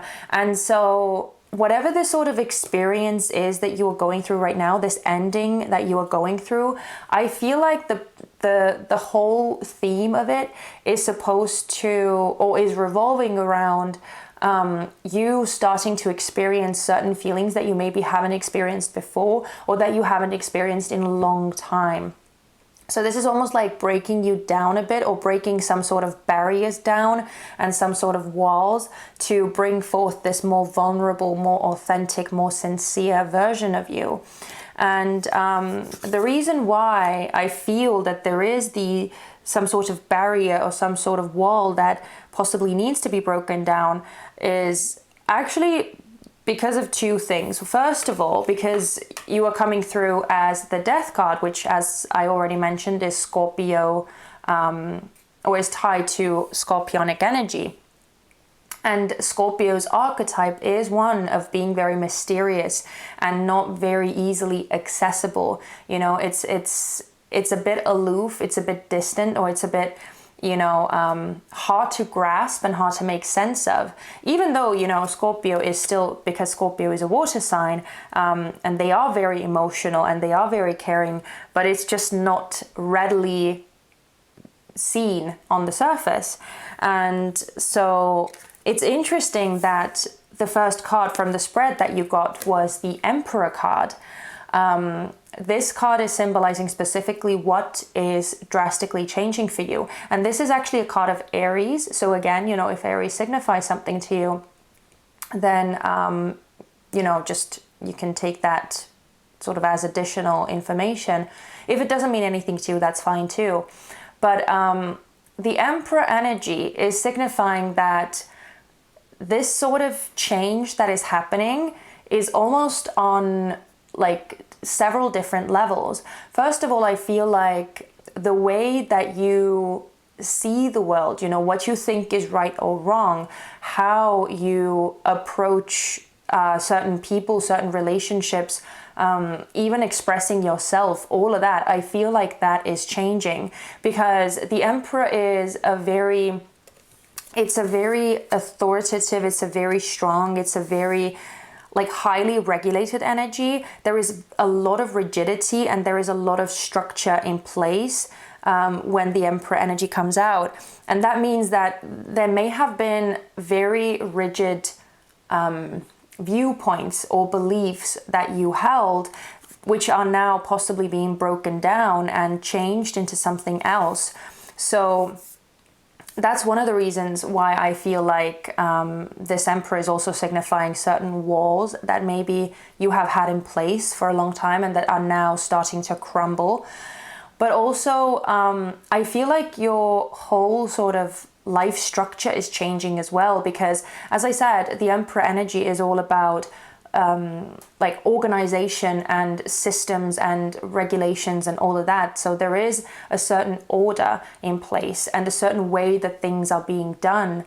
And so, when that is being changed, it means that the sort of the standards and the sort of principles that you are living by as well, those seem to be changing too. So it almost feels like, as I said, it feels like your external world is changing, and certain sort of systems that have been in place, those are changing and shifting for you. But also you as a person and the way that you operate, those seem to be changing too. And so I feel like there is a shift in this rigidity or highly controlled nature. And I do feel like it is being sort of, switched up or switched to this more open and more allowing, more hopeful energy with the Page of Cups. It just feels like a softening to me, you know, with the Emperor being a very strict energy and a very like stuck in his ways, that type of energy, and not in a bad way, you know. It just feels like that has possibly been something that has served you in the past, and there's a reason why the Emperor energy was necessary for you. But I feel like now there is a change that is needed, because obviously some other type of energies are yearning to come into your life, and other experiences are yearning to come in. And we can also see that with the Six of Wands here. What I find interesting in general is that there are all of these like very happy cards that are around this Emperor energy. Well, except, I mean, even the Hermit card, like the woman on the Hermit card is smiling, and you will see that in a second.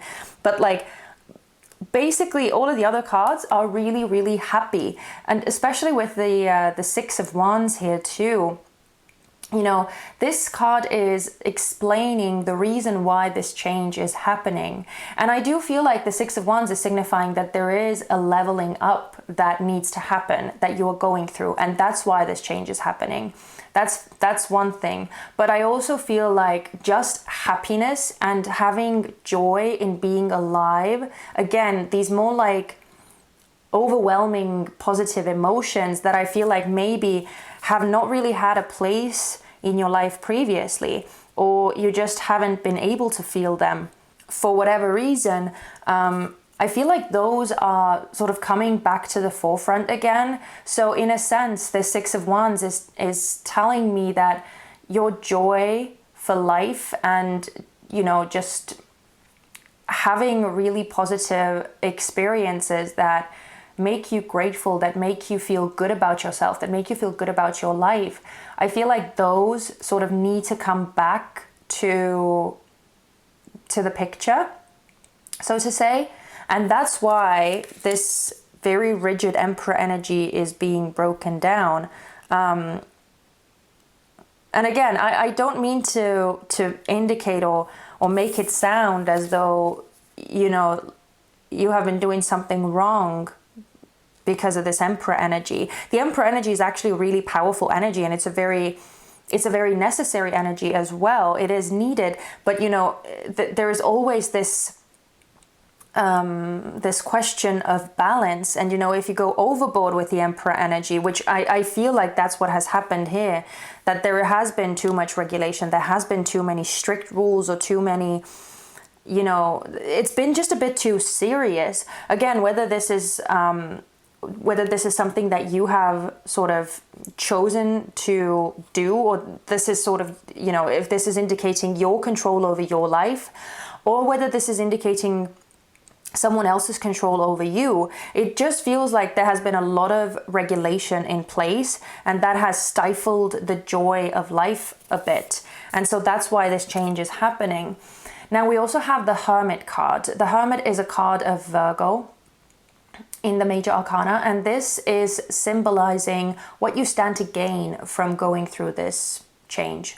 And this is telling me that this whole experience is actually making you a lot wiser, and it's giving you a lot of insight and information into, you know, what actually matters and who you truly are as a person and what you truly want from your life. Like, these are all of these big questions that the Hermit energy represents, and all of these big answers can only arrive after, you know, going through a certain period of darkness, or going through a certain sort of dark night of the soul, where you have to confront these big questions and actually see what sort of answers you feel, or what comes up when you ask yourself these big questions. Because, you know, keeping busy all the time and doing a lot of things and just sort of living your mundane life, we don't normally focus on these big questions or these fundamental questions.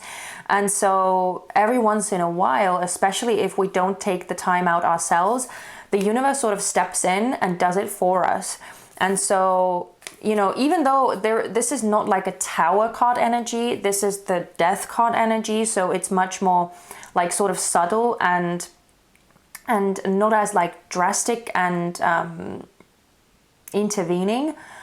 I still feel like this is somewhat of a rude awakening for you, or you feel like this is, you know, like this is hard to accept, or this is hard to deal with, even though you possibly have sensed it coming, or you already sort of felt like something was about to shift or something was about to change. So I feel like this is the sort of clarity that comes about as a result of going through that dark tunnel of just, you know, facing these unpleasant emotions and facing these fears and facing everything that has possibly been repressed for a long time. And yeah, just coming out the other side and understanding what it is that truly matters to you. And so, and not just that, I feel like there is also a lot of strength that is involved in the hermit energy, you know. And also, like, the thing that I love about the hermit card is that, you know, she carries a lantern which has a star in it, and that star represents, you know, hope, or the North Star, the thing that is guiding you to your ultimate happiness, or to your ultimate fulfillment, your soul's desire, so to say. And again, we saw that with the number 11 as well, you know, your soul path and what you ultimately came here to do and experience. And so, yeah, it sort of feels like a bit of a redirection energy, or just something where, you know, you start taking your soul journey a lot more seriously, and allowing these experiences to happen that maybe haven't been able to happen before because of this highly regulated energy. But we also have, moving on, this Queen of Wands energy. This is a card of Aries again. So Aries is clearly quite significant, but it can also signify any other fire sign, really. So it could also be Aries, Leo, or Sagittarius. But this card is symbolizing what this whole experience will teach you. And I do feel like, you know, even though this is coming out as a feminine energy with the Queen, it doesn't mean that it has to symbolize your gender in any way. But I do feel like this is saying that you will sort of come out of this experience and find a whole new sort of spark or love for joy, whole new optimism and enthusiasm, because the Queen of Wands is very bubbly, very vivacious, very much alive, and the energy is so like charismatic and magnetic. And I feel like that's almost the energy that you are going to come out of this whole experience with. You know, it almost feels like a bit of a rebirth. So in a way, you know, it's making me think back to the Judgment card that was at the bottom of the deck there, because that also talks about awakenings and rebirths. And I do feel like that is the one of the key words here. So in a way, this whole thing is teaching you to fall back in love with life again, and specifically your life, to feel sparked by something, or to feel lit up by something, to have a certain purpose, or to have some sort of mission that you feel a craving to accomplish, or that you feel that you want to achieve or pursue or put your energy into. Again, whether this is some sort of like life calling, like a job, a career, a hobby, whether this is a relationship, whether this is just, you know, a lifestyle of how you want to live your life, whatever this is, it's something that is meant to reignite you and bring back a certain feeling or desire of accomplishment, achievement, doing something, just, you know, being alive. Which again, it's like, I feel like this juju has been severely missing. And again, you know, I'll leave it up to you to decide whether this is because of someone else's influence, or whether this is just because of sort of the decisions that you have made up till now. But however this thing resonates for you, I do feel like all of this is leading you to a really, really positive and happy place with the Three of Cups here. This is the card symbolizing the future of what is waiting for you out of this experience, or on the other side of this transformation that you are going through. And I mean, this is like, from the major arcana, when we have the sun, this is one of the most positive cards in the minor arcana, because this is just pure joy and love and celebration and coming together with the people that you love and that you care about and that also care about you. So it is a very like cohesive and sort of beautiful community energy that the Three of Cups represents. But it also represents a reason to celebrate, you know, some sort of success, or like a positive collaboration, or something leading to fruits of labor that everyone can enjoy. And so, you know, this is, it almost feels like you are, you know, not only are you just finding joy in living again, or finding a new sense of purpose, I feel like you are also going to be finding a place where you sort of feel that you belong, or there is something just very heartwarming and very secure that I feel with this Three of Cups. So this is like a beautiful network or beautiful community that is waiting for you on the other side of this. You know, people who truly get you and who truly value you for who you are, and where you feel seen and heard and appreciated. That's the energy of the Three of Cups, just sort of having an easier time. And I feel like that's why the Page of Cups is at the bottom of the deck here, because you need that sort of energy, or you need to have this allowance of, you know, and even belief that life can be good, that you can have happy times, that things work out for the best. And that sort of optimism is ultimately what I feel is being sort of reignited for you.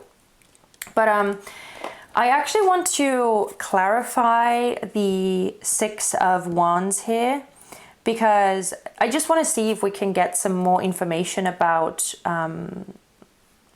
you know, the reason. So can you please clarify the Six of Wands? The Six of Wands.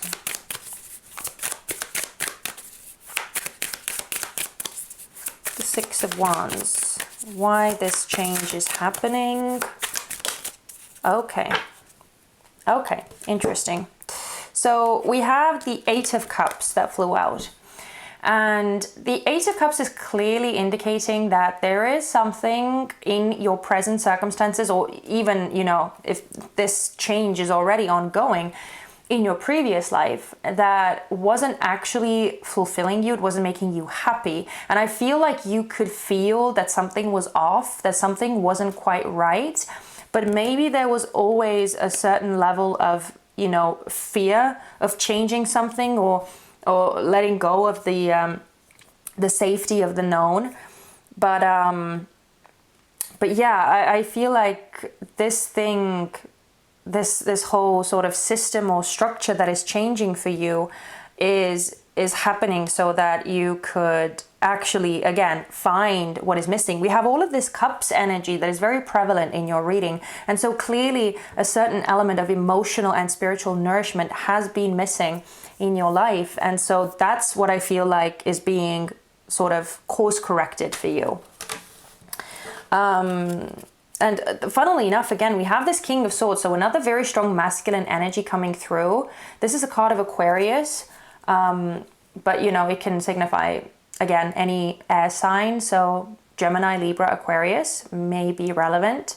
But this feels like, again, whether this is signifying your energy as, you know, being very, again, very strict and very doing things by the book and following instructions and following orders and being like very meticulous, or whether this is someone else who has had that sort of energy or influence on you. Let's actually clarify the Emperor quickly as well, because I want to get more information about the Emperor too. Can we get a clarifier for the Emperor? Thank you. Oh, interesting. Interesting. Okay, we have the 10 of Cups that came out in reverse. So this would make me feel, yeah, so this can very much be talking about a relationship. The interesting thing is that we have the 2 of Cups at the bottom of the deck here, which, you know, behind that, by the way, we have the 8 of Swords, which is a very like restrictive energy.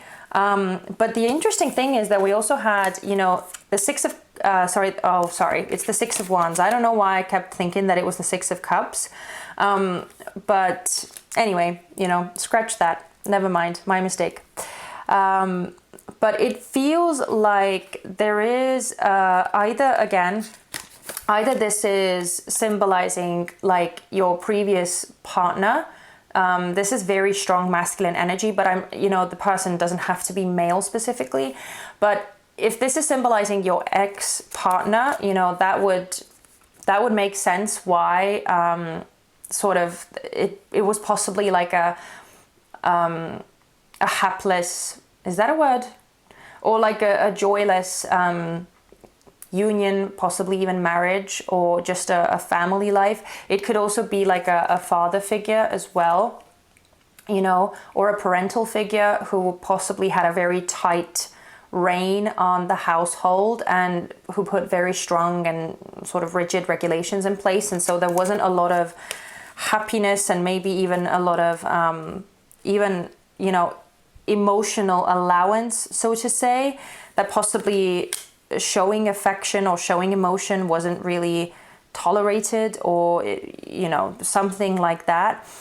It just feels like there is a lot of stifled energy and a lot of unhappiness and a lot of sort of, again, suppressed emotions, not allowing, you know, people to be who they are. So yeah, this could have been a relationship, or it could have been a family dynamic, but it feels like this is this has controlled you or had a bit of a tight grip on you for way too long. And again, it has prevented you from experiencing certain experiences that I feel like your soul really wants to experience. Again, I feel like the Page of Cups is talking about this certain level of openness that that your soul is yearning for, that is required to have these certain experiences, to have this sense of, you know, belonging and acceptance and love and appreciation and friendship and all of this beautiful, yummy energy that I feel with the 3 of Cups here, as well as with the Queen of Wands. So yeah, that's what I feel like this course correction has been about. But anyway, let's get some last oracle cards for you as well before we close the reading out. Can we get some advice for pile number 3? Can we please get some advice for pile number 3 regarding their reading? Okay, thank you. So we have number 15, reducing down to 6, which is a number of harmony. You can make it through. Your higher self is always guiding you. What wisdom does your higher self have for you? See, exactly. This is, you know, this is signifying that, again, the universe has stepped in. Your higher self, your spiritual team have stepped in. And this all is happening to realign you with your highest good, you know, and you can make it through. But again, it's understandable that it's hard right now. We also have number 4, which is a number of stability or security. You are the joy seeker. What little victories can you celebrate? See, I feel like, you know, the universe is trying to nudge you towards finding little pieces of, you know, joy. And again, even though I do understand that it is difficult with the death card energy here, but I feel like that's why the sun card is here too. And as I said, I feel like you are finding a sense of joy or warmth or support from the people around you, again, from your friends, from your either from your siblings, from your children if you have them, or anything like that. I feel like there is this beautiful support around you, but I do also understand that it may be difficult to find these sources of joy at this time. At the bottom of the deck, we have number 42, which reduces down to 6 again. So again, more harmony. Oneness is the way. How can you show more compassion and acceptance toward those you don't understand? Yeah, see, again, this is emphasizing this sort of emotional openness and, again, compassion, right? As we were saying with the Page of Cups, this seems to be a really significant energy for you. And I mean, obviously, that's why it's the underlying energy as well. Because this is signifying what the whole reading is essentially about. So I do feel like, you know, certain emotions are being provoked or evoked in you, and yeah, it's all happening to sort of enhance the capacity in which you are allowing yourself to feel things, if that makes sense. But yeah, I'm going to leave it here, pile number 3. I truly do hope that something resonated for you. And if this reading made sense to you, if you could recognize it, please let me know in the comment section, or you can also give me a thumbs up, and that would let me know that this worked for you. And don't forget to subscribe as well if you haven't done that already. I would love to have you on my channel here, and that would let me know that you want to see more readings from me. But yeah, I'm gonna leave it here.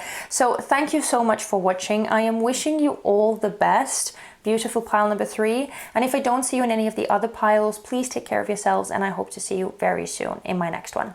Bye-bye. Hello, pile number 4, and welcome to your reading. So you chose the Oriens Animal Tarot, and we are going to be taking a look into those a bit later, because we are first going to start off with some other tarot cards and some pre-prepared oracle cards. So we're first going to have a look at your personal energy at this time, and also the energy that is currently around you. So what sort of external influence is around you? And these oracle cards are going to tell us what sort of situation you are currently dealing with. So hopefully that will give us a really good understanding of what is going on with you right now. And from that, we will be able to see what is actually changing for you. And also you will be able to decipher how these messages actually relate to what you are currently going through, and whether you recognize this scenario as your own or whether you don't. So let's see what we can find out. So starting with your personal energy, what is pile number 4's personal energy at this time?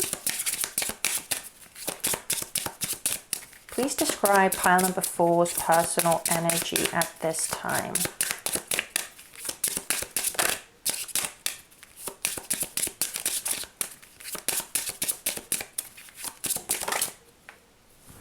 Okay, this one turned itself around. Okay, yeah, interesting. We have the Devil that came out in reverse. Okay, and the energy around you clearly wanted to come out too. We have the Death card. At the bottom of the deck, we have Justice, which I am not really going to focus on unless it comes out in the tarot portion afterwards. But we'll just make a note that Justice also is here. Okay, so we will look at these cards in a bit. We'll first get the oracle cards out as well. Okay, so we have number 12 reducing down to number 3 with Peace, Harmony. We have number 8 with The Path. We have 25 reducing down to 7 with Emotional Energy. Emotions are messengers to be met with appropriate attention, action, and gratitude. We have number 47 reducing down to number 4 with no strings. With 11. Reducing down to number 11.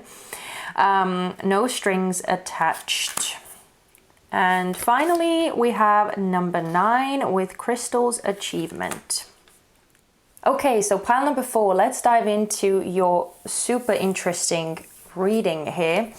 We're starting off with the Devil card in reverse. Now, the Devil is actually an energy of Capricorn, So, you know, you may have Capricorn placements in your birth chart. They may be significant there, or you could just, you could be embodying the Capricornian archetype at this time. And the Capricornian archetype in itself is actually one that is very ambitious, is very driven, is very career oriented, and just sort of wanting to succeed and achieve and sort of climb higher heights and be in a position of power and authority. But it also seeks a lot of like comfort and security and stability. It's very important to the Capricornian archetype. So, you know, there is like heavy competitiveness as well that comes in with it. But because you are coming out as the devil in reverse, it is making me feel like you have come out of a period of, you know, possibly being under a lot of strain or being under a lot of pressure, or feeling almost like obsessive about something, or feeling like you can't escape a certain situation or a certain way of being. Like something has been very like overpowering and almost like the sole focus of your life. Now, whether this is some sort of career goal, a project, some sort of dream that you have been working towards, whether this is some sort of relationship, like a certain person taking up a lot of your time, whatever this is, or maybe it's even been like a problem that you've had to deal with, something that you've had to solve and pay, you know, put a lot of attention and energy into, possibly even a lot of finances into as well. Whatever this is, it feels like it has sort of been like sort of clouding everything else in your life and sort of taken over a lot of other areas of life as well. Maybe you have been sort of so consumed by this one aspect or this one element of your life that everything else has sort of fallen on the wayside. It just seems like as the devil card is coming out in reverse, you know, dealing with something or handling something is now sort of, you're sort of starting to come out of it, I feel like, or things are starting to ease up, and maybe the pressure that you have been under, or even, you know, feeling like you have to do this, or there is no other way around it, or it needs to be dealt with, whatever this thing is. I feel like that sort of sense of inner pressure is starting to lift now. Now, again, it could be that it's not just this sort of inner pressure that you have been feeling. It could also have been sort of placed on you from outside of you. But I do sort of see a beautiful mirroring from the energy around you as well, which is coming through as the Death card, which is a card of Scorpio. But this is telling me that the energy around you has changed as well, or is in the process of changing, because this is ultimately a card of transformation, and this is signifying like big life-altering changes, you know, things sort of shifting in a way that they become something completely new or something completely unrecognizable. You know, something is being turned on its head, like externally outside of you. And again, it could be that maybe certain relationships around you have changed or shifted, or maybe some relationships have even ended in your life that used to put a lot of pressure on you. It could also be that just the nature of your circumstances are changing, and hence the pressure that you have been under is starting to lift as well. It just seems like there is transformation that is happening both inside of you, where sort of I feel like things are becoming a bit more light again, or, you know, even if you're not necessarily feeling it just yet, it feels like you are moving that way. It feels like you are starting to break free from certain restrictions or limitations that have been placed on you, or that you have been feeling that you are under, and starting to sort of see new opportunities, new possibilities, starting to embrace what else is out there. And I feel like that's why this Death card is here too, because I feel like, you know, new opportunities may start, you know, creeping up already, or they may be presented to you already.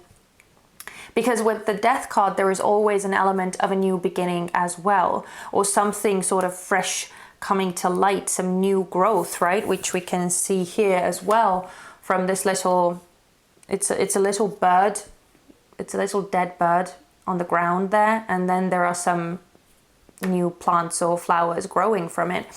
So I do feel like new opportunities are waiting for you. They are there for you.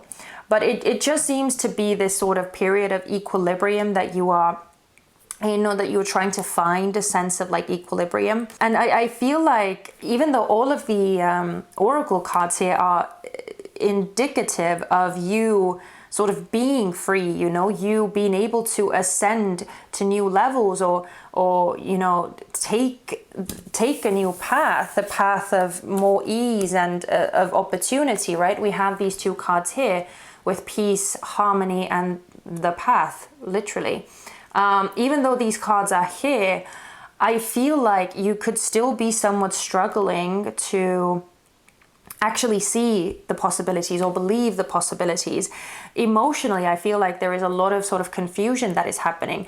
But I feel like realistically, what is actually happening around you is that harmony is available to you. Things sort of being more easy and more chilled and more calm for a time. That seems to be the external reality that you are actually in. But again, it's interesting that there is a heavy contrast here with what the energy or what the situation is reflecting and what the energy that you are reflecting. It seems like they are not quite matched up yet, because again, we have this energy of emotions coming out. And, I love that this is a beautiful, colorful card, because in essence, it is the element that enriches life. And I feel like that's why there are so many like bright colors that are coming through from your sort of situation as well, because I do feel like there is a lot of positivity and a lot of just, again, opportunity, chance, everything that is available to you. But with the emotions card, I do feel like it could be difficult to navigate it at this time, to make sense of what it is that you're actually feeling, and possibly even trusting what you see around you. Having a bit of a disbelieving or a pessimistic outlook, maybe even somewhat like cynical, because of this devil energy and everything that it has sort of done to you or how it has affected you. But I do feel like, with the no strings attached and this achievement card, I do feel like actually there is like this, like whatever these opportunities are for you to ascend to the next level, like literally, right? Ascend, because you can see here on the path how like she's looking at the ladder that is leading to this beautiful new reality. It is a leveling up. It is something that is taking you to something more grand, something that is more in alignment with what you actually want or yearn or desire. Maybe it's even something that you have been working towards for a long time. And I feel like now that it is here, or now that it is actually available to you for taking, there is a certain level of, again, like pessimism or something where you are questioning its validity or questioning its sincerity. But with the no strings attached, it does seem like you are actually now free to go and pursue it, and that there is no hidden agenda. But I also feel like with this crystals card, it could be that the things that you have experienced, all of this achievement that I feel like you have already gone through in the past too, even though it's significant, I also feel like it has tainted your worldview a bit, or it has skewed your perception and sort of filtered how you approach things now. So this card is like dualistic in its message, I feel like, because it is referring to what is possible for you, but it's also saying that because of all of the things that you have gone through in the past, it's now I feel like, more difficult for you to actually believe that these things that are available to you are in truth available to you. So there's a lot of this like questioning and not really being sure what to believe and what is true that I feel is here.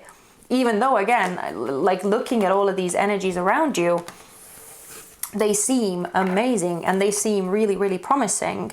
But yeah, and obviously as well with the Death card here, you know, you could be going through like experiencing, again, relationships changing or people leaving your life, or certain sort of systems or structures that have been in place in your life ending or shifting, you know, significantly. It does seem like the Death card is actually saying how your outside reality or the energies around you are different now as well than what they were before, you know. So anyway, it's interesting. It's interesting energy, partner, before, and I don't know how well I was able to convey the things that I'm feeling with these cards, but hopefully it came across okay. And you know, if this made sense to you, then make sure to keep on watching, because we are now going to be looking at what is changing for you with the tarot cards that you chose. So I'm going to prepare the layout and then we will look at all of the cards one by one.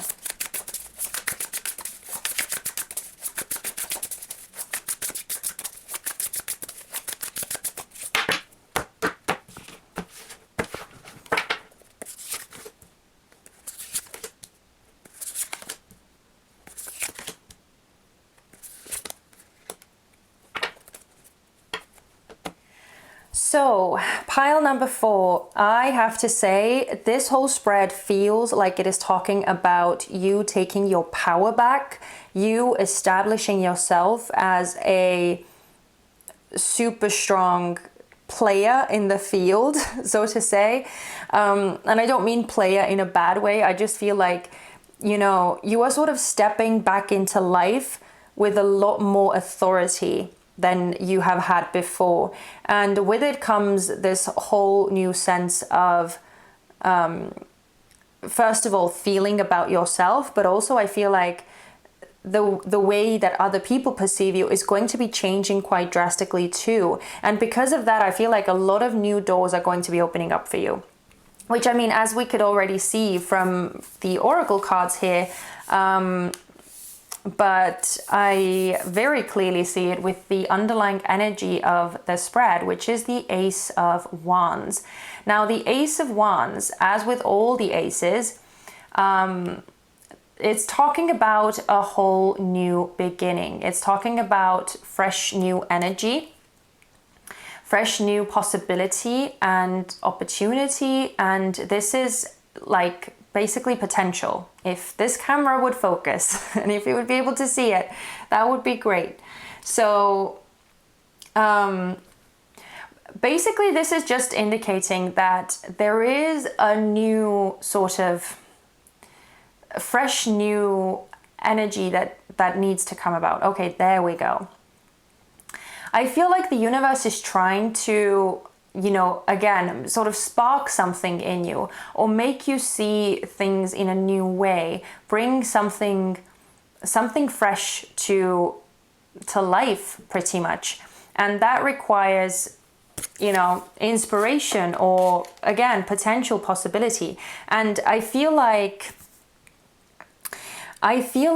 the way that you have seen things in the past, it has sort of stifled the opportunities that are available to you as well. Again, I feel like, as I was saying before, that the things that you have experienced previously have tinted or sort of filtered the way that you see things around you, you know? And so this is in essence a reading of hope, or, you know, but hope being revitalized pretty much. But let's go through all of the cards one by one. So we are starting off first with the Two of Swords, which is the first card of the reading, and this is signifying the thing that is changing for you, the drastic change that is happening. Now, the Two of Swords is very much a standstill energy. This is the energy that signifies, you know, someone being somewhat cut off from the world, being in their own little bubble, and seeing things in a very limited way, right? These two swords are signifying two different options or pathways available. But the truth is that there could be so many other pathways available, but with the Two of Swords, this is the only thing that one is able to see. And so I feel like this is signifying that, you know, your viewpoint of the world and what is available to you, or what you are capable of doing, or what you are capable of having in your life, has been somewhat narrow or has been too limited with this Two of Swords. Like there hasn't been, you know, you can even see it here as well. Like there is this tunnel vision that is present with these two swords, and everything else is almost like not even perceivable, but it is actually there. There are a whole like variety of different opportunities that I feel like are there, but it's just that you haven't been really able to see it, or you haven't had time to focus on these things, right? As I said, I feel like with the Devil energy, there has been such a narrow focus on whatever this thing was that you were focusing on. Let's say that this is work or your job, right? Let's say that this is your career, and you have been this is just an example I want to say. So let's say that this is your job or your career, and you have been so focused on doing everything that your boss demands of you, and everything that your job tasks or your daily tasks are asking you to do, and possibly, you know, you have been wanting to go after a promotion or just work yourself up in the company, and so you have been putting in extra hours, extra effort, sacrificing everything in your personal life and possibly your relationships or just your social life in general. And so maybe because of that, you know, it could be that certain relationships did fall apart, or certain friends left your life, or they are not in touch with you anymore. And so you may be feeling like, you know, that's it. Because you chose your career, there is no possibility for you to have any significant relationships, because, you know, you haven't prioritized them. And so it almost feels like you feel that, okay, that's it, that's all there is, and there is nothing else that I can do about it. When in truth, I feel like the universe is trying to show you how you can have both, and you can have like new people come into your life and new relationships come in. I find it quite interesting that behind this Ace of Wands, there is the Two of Cups, which is the ultimate card of like union, relationship, partnership, two sort of souls coming together, or just two like-minded people coming together. So this is a very like a beautiful union. I don't know why these cards don't want to. Why doesn't it want to focus? I don't understand. It's not really wanting to work with me. But anyway, this is the Two of Cups. So I find it interesting that it's hidden behind this Ace of Wands, which is, as I said, new opportunity. So, you know, I wouldn't be surprised if you were to meet new people, or sort of potential relationship partners were to show up for you, and sort of this new possibility was available. But maybe it's just because you don't believe that it is, or maybe you even don't believe that you are worthy of it or you deserve it. Maybe you've just been pushing it away, or maybe you don't even recognize these people as like potential friends or partners or whoever, right? So again, this was just an example, and hopefully it made sense. But anyway, with the Two of Swords, that's clear that this tunnel vision is the thing that is changing for you, or just seeing your options as very, very limited, and being sort of stuck in life in a sorry, I can't speak. In a way, or keeping yourself back because of the way that you think that things need to be. So the reason why this is changing is because of the Nine of Pentacles that we have over here. Now, the Nine of Pentacles to me is signifying that the reason why this is changing is, first of all, because it is so well established. The Nine of Pentacles is showing that, you know, you have earned some rewards. You have something to show for all of this hard work that you have put into it. And now you are in a safe and secure place. But also, as a second meaning, I feel like because you are in a safe and well-established, secure place, it has become like a comfort zone, and it has become too confining for you. Like there is nothing else for you to experience in this garden. Normally, the Nine of Pentacles is signifying a woman in her lush garden, and she's just enjoying everything that she has worked for.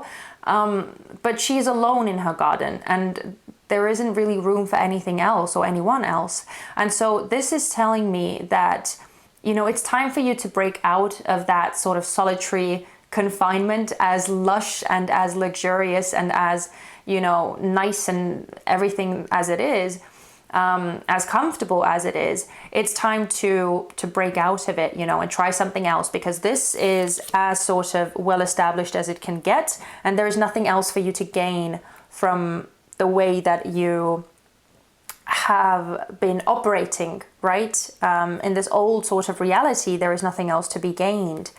So what can be gained out of by going through this transformation, we have the King of Pentacles, which is a card of Taurus, but it can indicate any earth sign really. So this is Taurus, Virgo, Capricorn. Again, we're getting another card of Capricorn, right?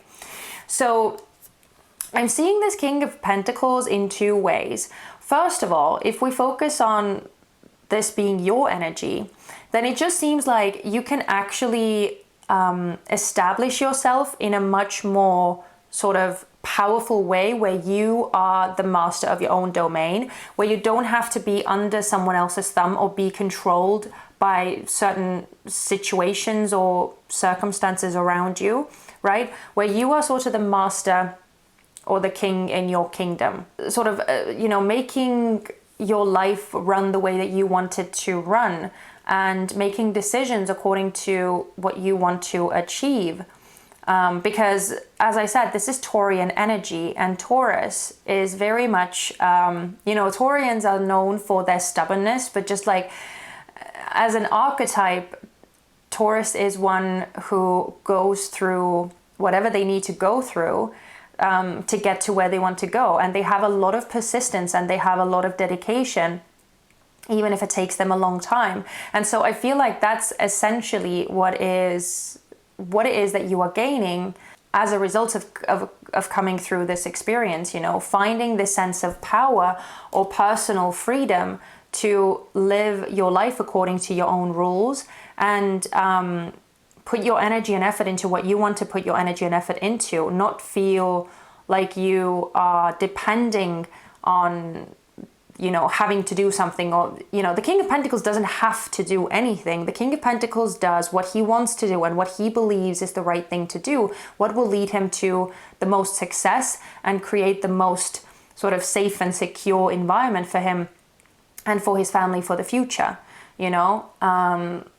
And again, I'm just saying king, or referring to the King of Pentacles as a he, because it's masculine energy, but it doesn't mean that you have to be you know, male or signify as such necessarily. But the second version of this, if we are not looking at the King of Pentacles as you, then this could also signify that, you know, this King of Pentacles could be another person who may come onto your path and sort of join you in your endeavors, or on this new path that has opened up to you, you know. So yeah, this could signify potentially a new person, or just, you know, someone who could possibly be, you know, a very strong support system for you, or just someone who is there for you to help you in whatever regard you may need help in.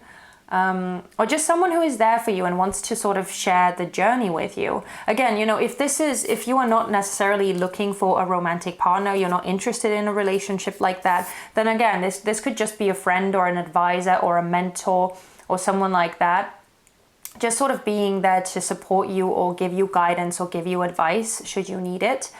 And this is valuable advice as well, because this is the King of Pentacles. But it just seems like, you know, it could potentially be a person who is coming into your life when you open up your horizons, right?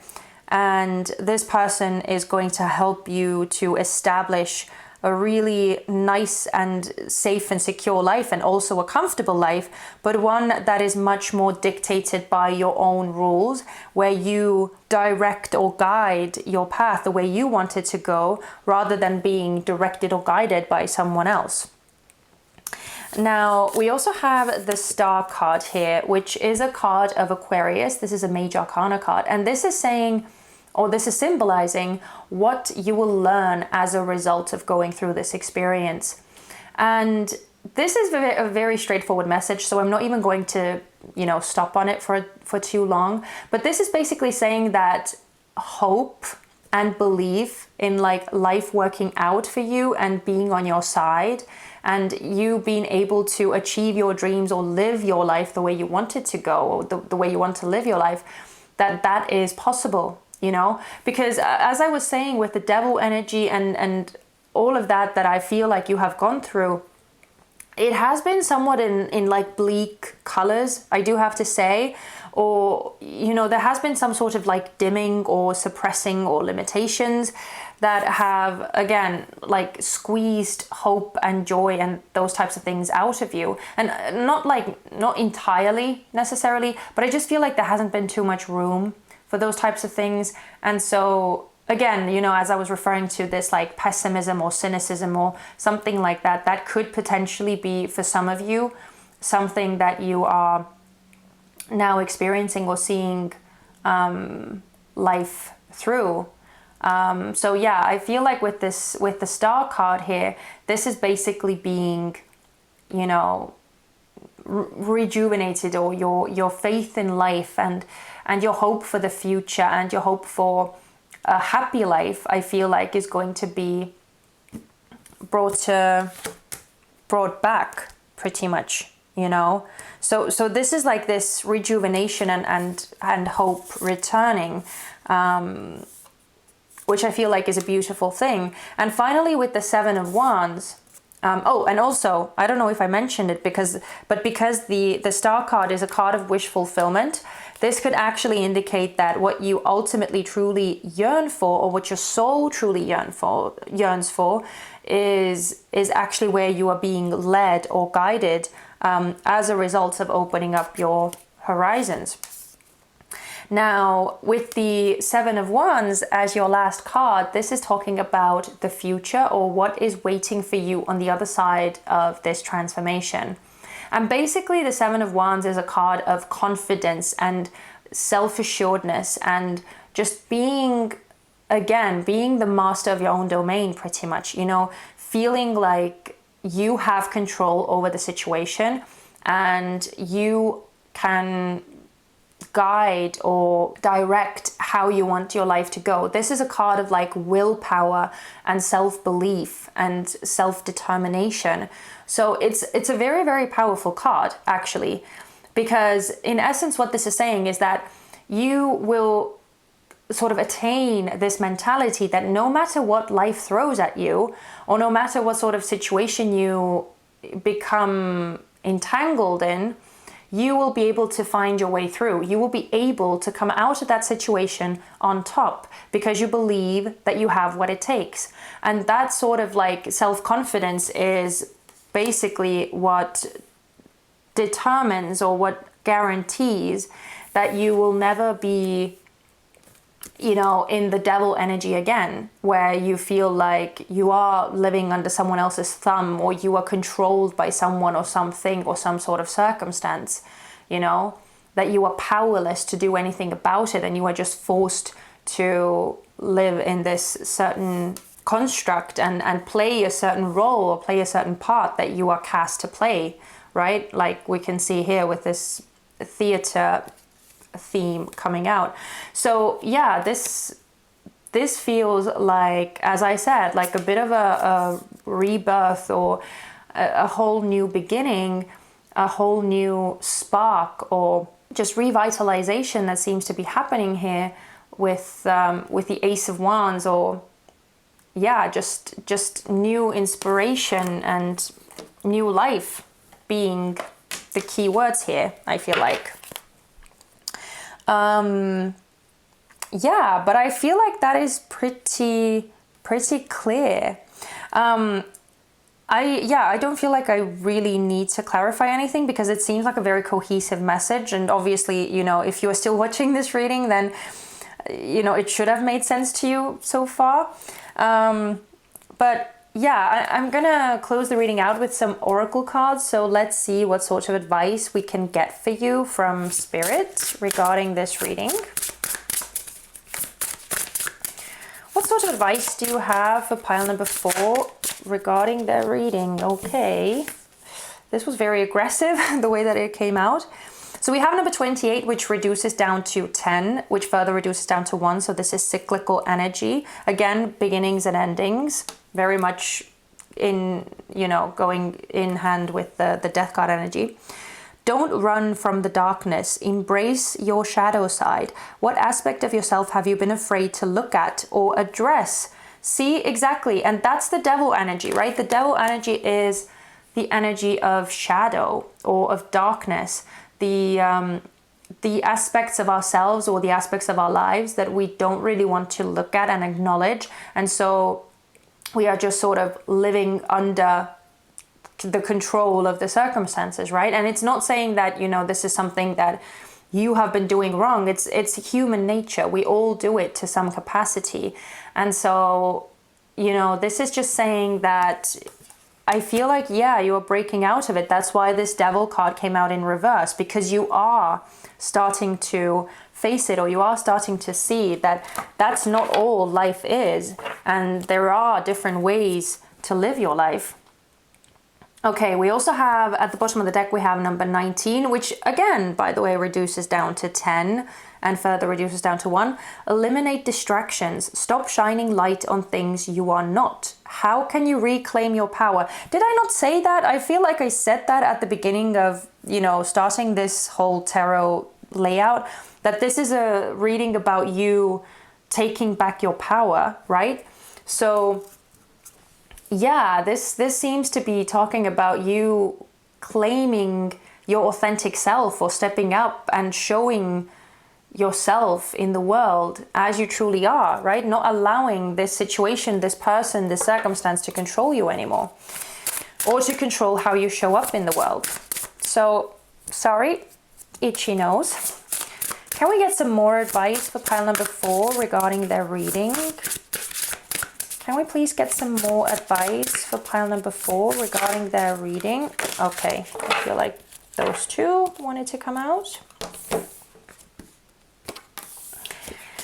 Okay, so we have number 42, reducing down to 6, which is a number of harmony.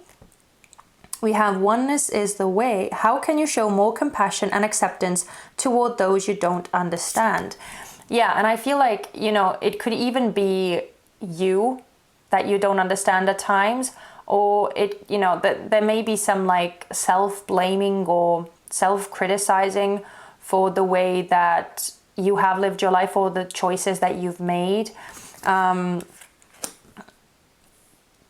Again, with this emotions card, right? I do feel like there could be certain like confusing or difficult emotions that you are dealing with, but ultimately I feel like you are, you know, learning to accept and just sort of leave the past in the past and move on.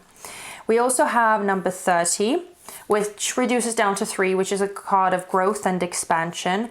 The how is in the now. What has your intuition been trying to tell you? Yeah, so I do feel like, as I said, I feel like there is a lot around you that is trying to guide you to the right path, or trying to show you the way. a lot of these opportunities and a lot of these open doors. And I do feel like, you know, you are trying to find your way or sense your way through everything. It may just take some time, but I do feel like you are very much doing that, you know. Just seeing what feels right to you. But again, this is a process, right? So even if it's taking some time or it's not happening quite as quickly, don't be too hard on yourself.